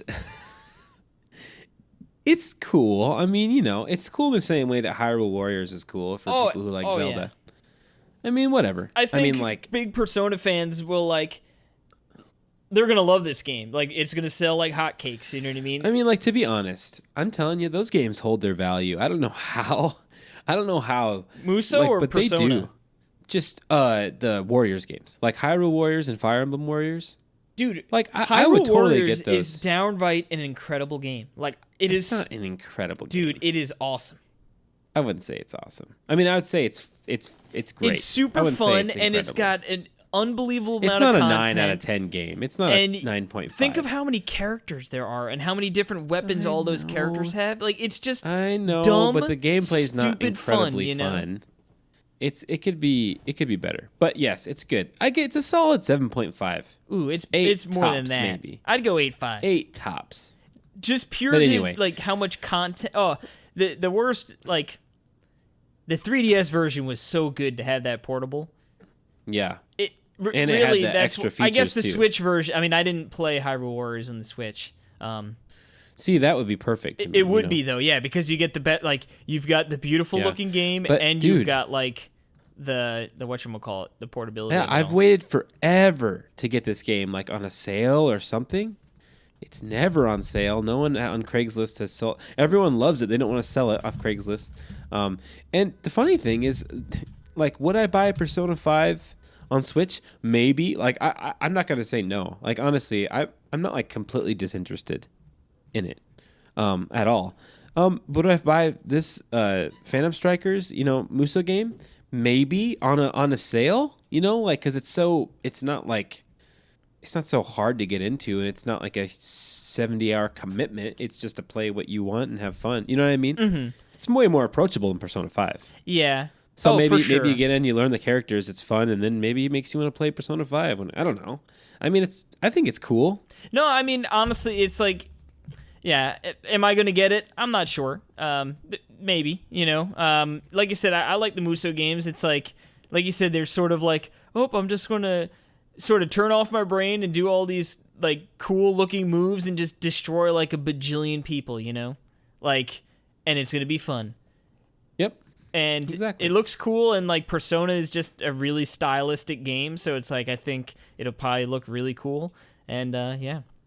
But yeah, the ultimate troll naming it like Persona 5S and it not being the Switch. I still think that the Switch, Persona 5 for the Switch could still be a thing down the road. I'm not giving up hope, but obviously this is a blow to that reality. Moving along, though, we told you it was jam-packed. We got Starlink Crimson Moon expansion coming alongside paid Star Fox content. Now, this is launching today, so it's already out if you're listening to this. So there's free DLC right now, right? Yeah, that is the Crimson Moon material is free. I believe some about racing and stuff. But the Star Fox is paid content, $11.99, and that will include playable Falco, Peppy, and Slippy missions, all dedicated to taking down Star Wolf. That's cool. Happy birthday, John Raridan. Yeah, he must be so happy. Yep, and they're making it paid, which is good because they should, because anyone who's interested in this game to play that will pay for it. You know what I mean? Oh, yeah, for sure. That's a good idea. Cool. Another game I forgot that I have that I should play. You madman. Yeah. Next, the last piece of news we have here is about Super Mario Maker 2. Woo! Super Mario Maker 2 is what I said. It releases June 28th, which is exciting. It's coming up. That post E3 glow will be ready to rock and roll, Oh, I know, dude. I'm so ready for this game. Oh, baby. Yep. And there was a flyer, I believe in Japan, that had it revealed new elements to the game, like multicolored pipes and Magmar and Meowser. Dude, I was like, who the I had to Google it, so that's why I put the picture in there. Yeah, I was like, those are those things from Super Mario World. Yeah, the you shoot the little dragon things that come out of the lava. Yep, they're pretty great. Dude, yeah, this game's gonna be amazing. I can't wait to hear more about it. I really can't wait to hear more about it. Like at E3, I'm literally like, even if they didn't give like a direct before E3, which it's May, like E3's in like a month. Isn't that crazy? Yeah, yeah, man, month and a half, right? It's gonna be. Yeah, it's mid-June, isn't it? I think it's the 12th. Okay, so yeah, like a month and some change. The 11th, I think, right? Yeah, it's definitely not the 18th. I'm pretty sure it's the 11th. So, yeah, man, I'm excited for this game. Oh, for I sure. can't wait to hear more about it. Which means, that means that this game comes out next month. Yeah, man. That's really, really, really weird to say now that I hear it. Because right now it's April, but then it will be May when this episode posts, which means next month Super Mario Maker 2 comes out. And then it's coming out in Japan and I think in Europe too with styluses, which is really interesting to me. Yeah. You're Dude, capacitive styluses suck. Oh my goodness. They're so bad. No, I'm not importing. No. Next thing you know, I imported. I might, yeah. Who knows? Anyway, let's be done with news because that's all the news we have, and we're gonna get right into our listener mail. Listener mail. Give me that listener mail. Yep, we got a couple emails here this week, and I guess you want me to take the first one? Sure. I'll take the first one. This is from Johnny or John from Australia. They don't really have Johnnies in Australia. I've learned. Just kidding. I don't know that. It's actually banned, much like the use of drugs in video games. That's right. He has some questions for us, which I think will be fun to answer. The first question is saying, which by the way, he sends the best emails ever. I know we've said that multiple times on the show, but he is so funny. Yeah, but, they're always super funny. We have saved that fun for ourselves and gotten straight to the questions here. And that is, number 1, you have been put in charge of Goodfeel and Camelot Software planning. After a foot-long Jimmy John, you are put in charge of their next game. What is it and how does it play? Well, so we get to make the next one for Goodfeel and for Camelot. Or are they working together?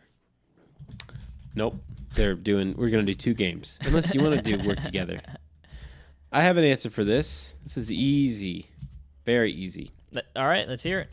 Well, for Goodfeel, it would be Wario Land. Shake It 2. I would love a sequel to that. I want new Wario. They can do something with it. Do something cool, that's just awesome, like Crafted World, and just in the sense of the aesthetic wise. I mean, it would be amazing. But the wackiness of Wario, and the toughness and just bringing that gameplay back, I'm ready. It's been over a decade. Let's do it. And then for Camelot, makers of they did Aces already. They did. Obviously, I'm going to take the easy shot here, and that is, pun intended, with Mario Golf for Switch. I just played, a couple weeks ago, Mario Golf World Tour with Jules online. Oh, my goodness, nostalgia trip. I love that game. Oh, my goodness, dude. It's so colorful, and it works so well, and it's just so cute and fun. Dude, Mario Golf. Give me that. Mario Golf give me Mario blows Golf Mario World Tennis Tour. out of the water. Oh, baby. Oh, baby. It's not even a competition. No, it's not. It really isn't. And it's so fun for single player and for multiplayer. It's just so perfect for that. So that's what I want. I would love that. I would love a great... honestly, what they did with World Tour on 3DS was perfect because they didn't really have... Well, they did even have a weird single player mode. But on top of that, just separate from everything, they had the challenges, which was really the real single player mode.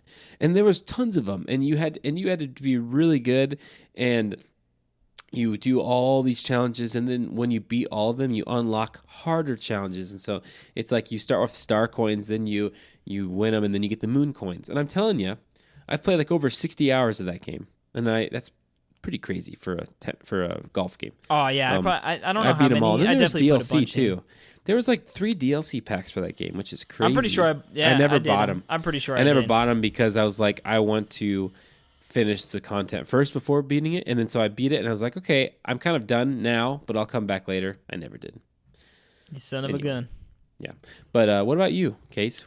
Goodfeel and Camelot Software. So Goodfeel, right? So they've recently, obviously with Yoshk, they've done some Kirby and whatnot, like you said, Wario Land. I'm gonna shake it up here. I want, and I feel like I might have mentioned this in previous podcasts at some point. Give me a Goodfeel game, right? starring Shy Guy. And now, You what's mean like beautiful? Yoshi's Woolly World or Yoshi's Crafted World? But you are Shy Guy. Okay. You play as Shy Guy, right? And like Dude, that would be sweet. and it could be like you're just one Shy Guy, or maybe and it could sort of be like Crafter World. You could pick what color you want. But like think of it, like there are so many different abilities. You got Fly Guy, you got like the Sniff It, right? Which essentially is a Shy Guy, with like a different mask on, But like he could have all these different things that like from different appearances. He can grab a spear if he needs to, it could be level based, sort of a platformer. But yeah, it could be like I don't know, just like I'm trying to think of what like how a story could revolve around. Like if it would be like his inner workings as a bad guy, or maybe it could even just be like he's defunct, he's like I'm out of here, like sort of like in Star Wars, like how Finn, right? That's the name. I think that's right. I'm so bad with Star Wars. Well, like one of them is like he's like like one of the stormtroopers, you know what I mean? But then like he's like nah, like I'm good, and he like becomes like a character, It could be like that, He's like I'm rebelling. Well, it's kind of like on the Paper Mario series when like you find out that like the Koopas are actually there's nice people, there's nice. Yeah, they're not all nice bad. Cultures of Koopas. Yeah, they're not all bad. So yeah. I mean, and like dude, the evil Shy Guys though on Color Splash Man with the straws. God. Oh, they're so mean. Yeah, like they really are brutal, But yeah, I mean, dude, the Shy Guy sucking the color out of characters is one of the most funniest and horrifying things ever. I love Shy Guys. It's so good, so good. But yeah, like it would be something new, like they could still do their like classic, like we're gonna have like a fun, interesting aesthetic. You know what I mean, like. Because it's still sort of obviously in that Yoshi world, And then like the end boss could be Yoshi, and we kill Yoshi. It's like you have eaten 1,000,000 of my brothers and sisters, and turned them into eggs and just splatted them. It's payback time. That's what I'm thinking. I like it. Yeah, it's like I'm sick of you, Yoshi. I mean, I like Yoshi too, but it's like, come on, For Camelot, I mean, obviously, I've been very vocal of my Mario Golf wanting. And I think it's going to happen. I think at E3 they will show off Mario Golf. Whether it is like, I could see that being like a March release of next year. Sort of like Yoshi, right? They showed Yoshi off and it came out in what?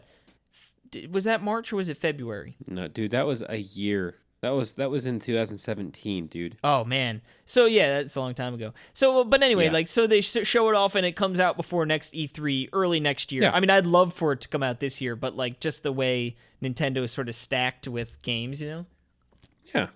So, I guess I mean, if we're sticking in the realm of games they've sort of worked on, I mean, a Golden Sun revival would be great. I think the last time. Was a Golden Sun was DS, right? Cool. Yep. I'm looking at 2010, so it's been dormant for quite some time. You know what I mean? Like that could be an interesting game to bring back. And it like they wouldn't necessarily have to do like a crazy like Xenoblade style RPG. Like it could still be in like. It could be cute and the same. Well, not necessarily cute and cuddly, but like it could be pixel art. It's like the DS one was not pixel art. Oh, was it? I never played that one. No, it was actually. cute and cuddly. Oh yeah, okay. That's why I said that. I gotcha. Okay, all right, it makes more sense now. But yeah, like even like like that kind of look to it. I mean that would make people super happy because people love them some Golden Sun. Right. But yeah, or they could shack up with Goodfeel and they could make a Shy Guy RPG. Yeah? Yeah, there you go. Think of it. All right. I like it. I just want a Shy Guy game. Is it that much to ask for, It's kind of. I mean, like, out of all the minions, I don't think any of them have had their own game. Well, what better time than now? I mean, Shy Guy would be primed to be like. I mean, I guess Goomba game would be great. Screw Goomba. Dude, Goomba's great. He's all right. He's no Shy Guy, man. Dude, just because Shy Guy is so awesome doesn't mean that Goomba's bad. The straws, dude. Now that's all I'm thinking about. It's just them sucking the color out of everything. All right. And the music. Oh, so good, dude. All right, so we're going to move on to our next question here. That's right. Hey. Number 2. Yes. Hey, guys, love the show. Really enjoyed the first. We only did the first question off of John's email. Oh, jeez.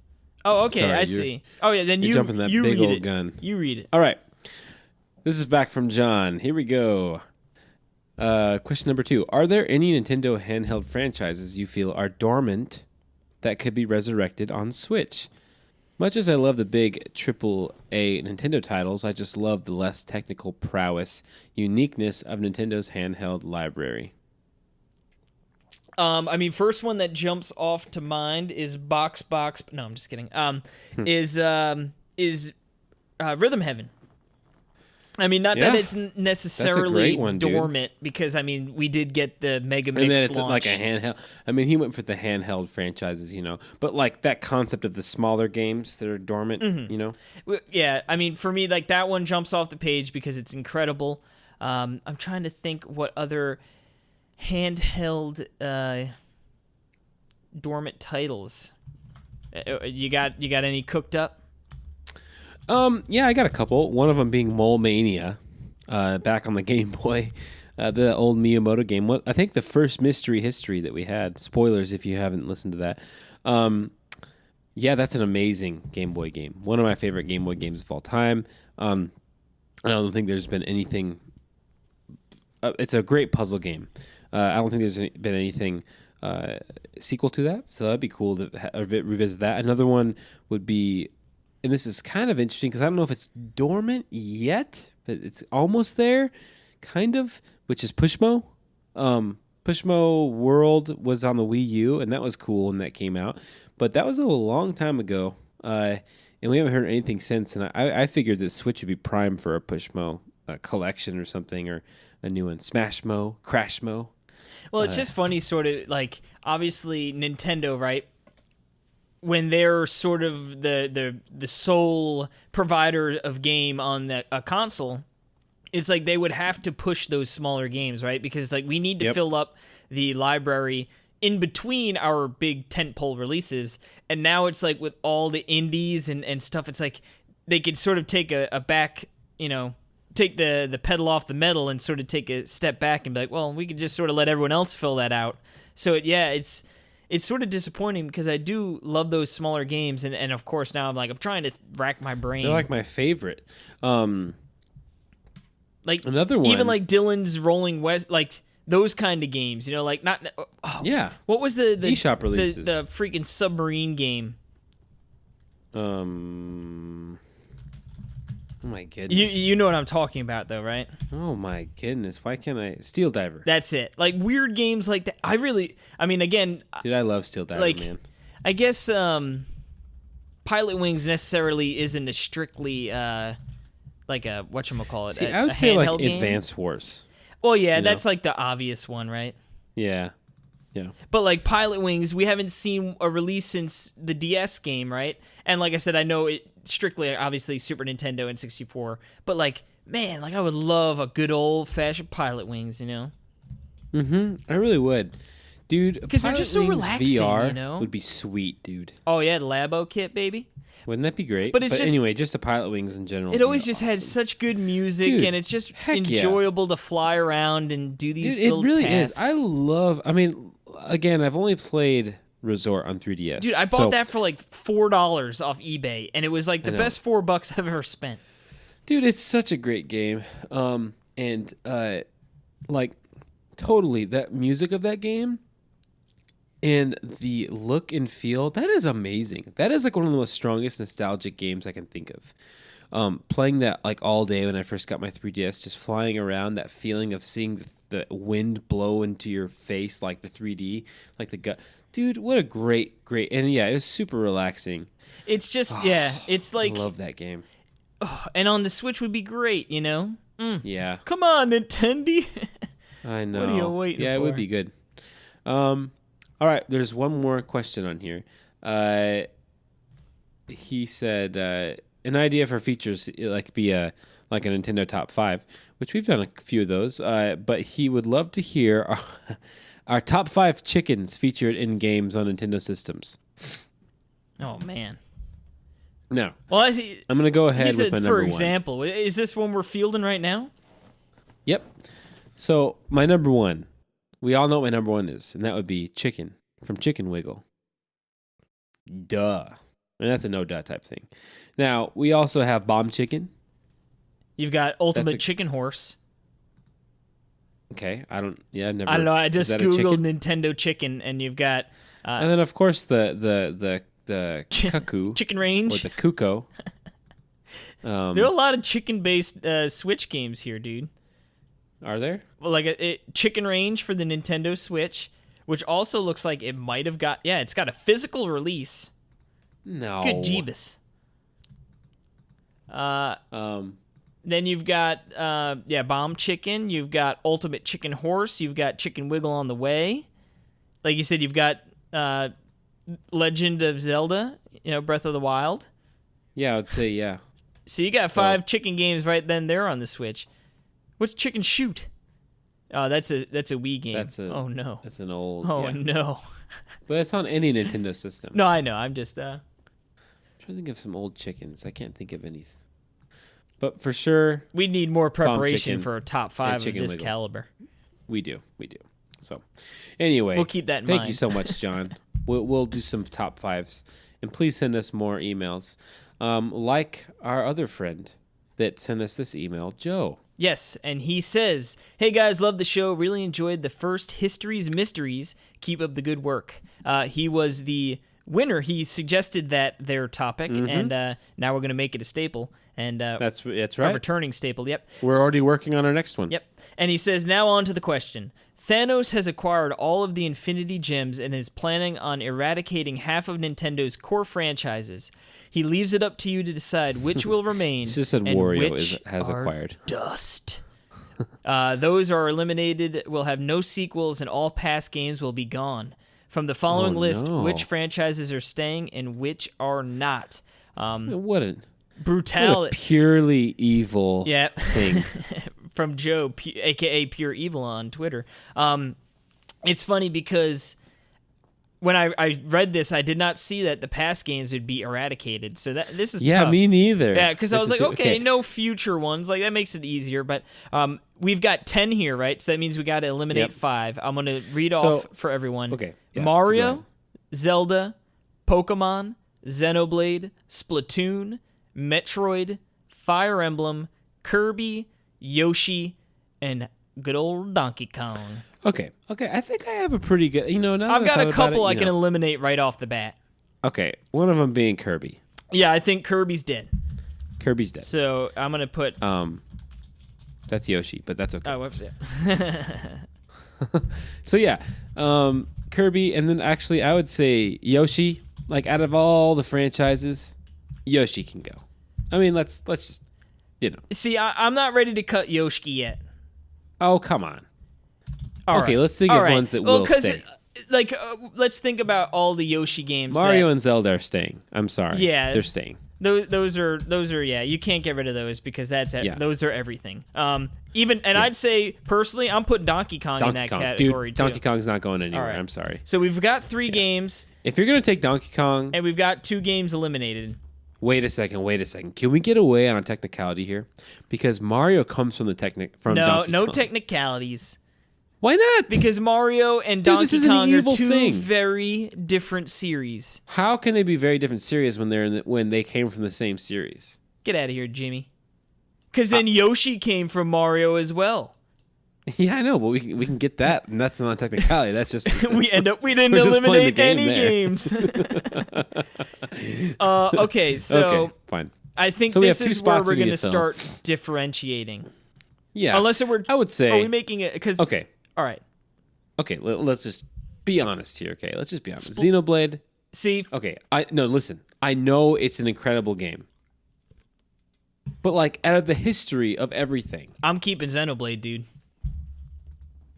dude, there's no way. Like you keep that over Pokemon. All right, well, hold on. I'm gonna start making. I'm making different lists here. No. We're not making different lists. We're gonna. Oh, well, then we're gonna never gonna land. agree. Yeah, we are. Well, we're gonna agree. Splatoon's easily gone. Okay, sure. I'll say that's gone if Xenoblade's gone. But I'm not ready to throw Xenoblade out, man. Dude, there's no way Xenoblade is over Metroid, Fire Emblem, or Pokemon. I'm sorry. I mean, I guess in There's no way. the terms of everything, for me it would be. Yeah, but I'm talking about. Yeah, but really, like really, like the whole. I history like of Xenoblade Pokemon better and than and Fire Metroid Emblem. easily. Okay, this isn't. I like this better than that. I mean, I like Xenoblade better than Fire Emblem. That's not true. But like, you do own all the games. I like it. I probably like it better than Pokemon. I don't know. But like, I wouldn't get. But we're talking about like. I mean, we have to make sacrifices, Case. I guess We have to make Pokemon's sacrifices. got to stay, right? Yeah. As much as we probably don't want it to. Yeah. Man, is that right? So we have to pick from Xenoblade, Metroid, or Fire Emblem? Is that right? Yeah. So those, right? Yeah. Man. I mean, like you said, I guess we could throw Fire Emblem away, right? I mean, I know, dude. I love Fire Emblem. Honestly, well, I have Fire Emblem fatigue, man. It's like I know, me too. I've never been lower on Fire Emblem than I am in my than now. You know. I mean, I still like it. Now, don't get me wrong, but I'm trying to think. I mean, in the grand picture, right? The big old grand picture. Like you said, in the grand picture, I guess Xenoblade would be off it, right? But which one? Like, in terms of being more relevant now, Xenoblade is more than Metroid. But I guess with Prime 4 coming out, like that'll Prime 4, and they just released 2 Metroid games like last. I mean, I know what you're saying. But like, I guess you would probably. Yeah, I mean, I guess in the grand scheme of things, right? You're probably going to go between Metroid and Fire Emblem. Yeah. And I would. Okay. Because we have Advanced Wars, I would say we should get rid of Fire Emblem. Now, that means I love Fire Emblem, and I love the games that I've played, but we have Advanced Wars. But it is interesting to think if Fire Emblem or Metroid, what is more relevant? I feel like, because you always, like, Metroid, everyone loves Metroid, right? But, like, at the end of the day, Fire Emblem outsells Metroid every single time. And that's what we're going off of? What sells best? I mean, we're not going off personal favorites, right? I mean, that's not what we're dictating. Well, because... No, I think we're going off series importance, you know? So I would probably say Fire is, Emblem is, like, right now, Fire Emblem is more important than Metroid. Now, of course, Metroid has the legacy, right? But then again, so does Fire Emblem, especially in Japan, you know? It's been around forever. I'd put Fire Emblem over Metroid. You don't see a Metroid mobile game. I know. But, like, I'm just thinking of Metroid Prime. Yeah, but, like, even, like... It's so good. But, like, Metroid Prime... Fire Emblem is so good, too, though. Like, I love Fire Emblem. And, like, but, like, even if you look at Metroid Prime, like... let's see. Metroid Prime on GameCube sold 2.82 million. I'm really not... I'm more concerned of like the impact on our culture, on video game and Nintendo fandom. You know, that's what I'm thinking of. I'm not really thinking of the numbers. You know, like honestly, I'm not. Like I know that Fire Emblem has sold way more than Metroid. I know, but wouldn't that be somewhat of an indication, like that the demand is more now? You know? Yeah, it would be. It would be. Let's see. Since I can't pick, and you're good on Fire Emblem, I will go with Fire Emblem. People are going to write in, we hate you. Yeah, I know, but here's the thing. Just because we pick Fire Emblem, these 5 games out of 10 games, doesn't mean we don't love the other games. I hate them all. Besides Kirby. Well, yeah, I don't know. It's just, I'm trying, I guess, like, you could think of, like, man, Metroid spawned, like, a whole genre of game. Well, I know. That's what I'm thinking. Like you said, it's sort of tough because like, what are we basing this off? Like I know, said, it's hard. if we're basing this off like importance in the grand scheme of things, like, but then it also is like, because for me, it obviously like I would. I don't know. I mean, it's kind of funny, right? Damn it's you, like Joe. Well, it's kind of funny, right? Having Donkey Kong, it's almost like, should we get rid of Donkey Kong and put Metroid up there since we already have Mario? You know what I mean? Like, I love Donkey Kong, but like, if Mario, we're kind of thinking of the Donkey Kong Country series. But then but that would also encompass like the original arcade game, which like, if we're sort of basing it off relevance of importance, like obviously that's unbelievably important. Yeah. I'm fine with our choices. Like I said, really, I think Yoshi, as much as like you love Yoshi, it's like really like outside of Super Mario Bros. Yoshi's Island. Yeah. If that's a Mario game, easy. Yeah. Then Yoshi's an easy cut. Kirby, yeah, whatever. Easy Splatoon, cut. It's great, but whatever. I love it, but Xenoblade, like I said, it's great, but I can see. I think it has a brighter future. But I think Metroid versus Fire Emblem is a really hard argument. Yeah, because Pokemon's a no-brainer. Zelda, Mario, no-brainer. So like you said, Donkey Kong, I feel like is pretty no-brainer. Like you said, I guess you could technically switch maybe Metroid and Donkey Kong if you had to, but truly a pure evil question. Yep. You jerk. Love you. Yep. So we picked Mario, Zelda, DK, Pokemon, and Fire Emblem. There you go. And that means we got rid of Metroid, Xenoblade, Splatoon, Kirby, Yoshi. Never existed. What's Metroid? What are any of those things? What's a Kirby? You mean that vacuum? Yeah. Bull. Anyway. But yes, thank you so much for writing in. We always appreciate some good listener mail. And guess what? We made it easier for you to write in because now... Yes, we did. Yay! Instead of typing out that super long email, you can just type in TNP@NintendoWorldReport.com to send us all that listener mail goodness. Can you believe it? Aren't you so happy? Thank you. Our director, John Reardon, helped me out with that. We got a new email, TNP@NintendoWorldReport.com. So that stands for Talk Nintendo Podcast. And if you feel like writing it out, you still can. We will still get those emails, but we wanted to just make it easier for you. TNP, you get another way. I was going to say that we have another way to get a hold of us as well. How's that, Perry? I guess I don't really know how it works. Instagram. Oh, I thought you were going to say Twitter like Joe did. There we go. Yeah, I mean, obviously on Twitter, you can find us at Talk Nintendo Pod. That's Talk Nintendo P-O-D. Yep, that stands for pod. That's short for podcast. Yep. And then we're going to try and get into this whole Instagram game, which is unbelievable because I made the account and they instantly banned it or froze it. And I had to take a picture of myself holding up the handle, my name, which I put down as Talk Nintendo Podcast, and a number that they sent me with both of my hands on it. It was the weirdest thing of all time. And I'm like... I wish I could see that picture. I can send it to you. Okay. You can actually check the email. I was like, this is so weird. That is really weird. And I was like, is this a spam or something? And then they're like, No, they do this apparently. So, did they say that? Like, did you reply like, "Is this like a spam?" And they like literally said, "No, this is real. This is a real thing." No, I went and Googled it. I was like, "Let me go to Reddit." Gotcha. I was like, "This is freaking weird, man." But anyway, we're back at it. We don't have any pictures up now, but we'll have one up by launch time. We figured it could be a fun way to sort of like.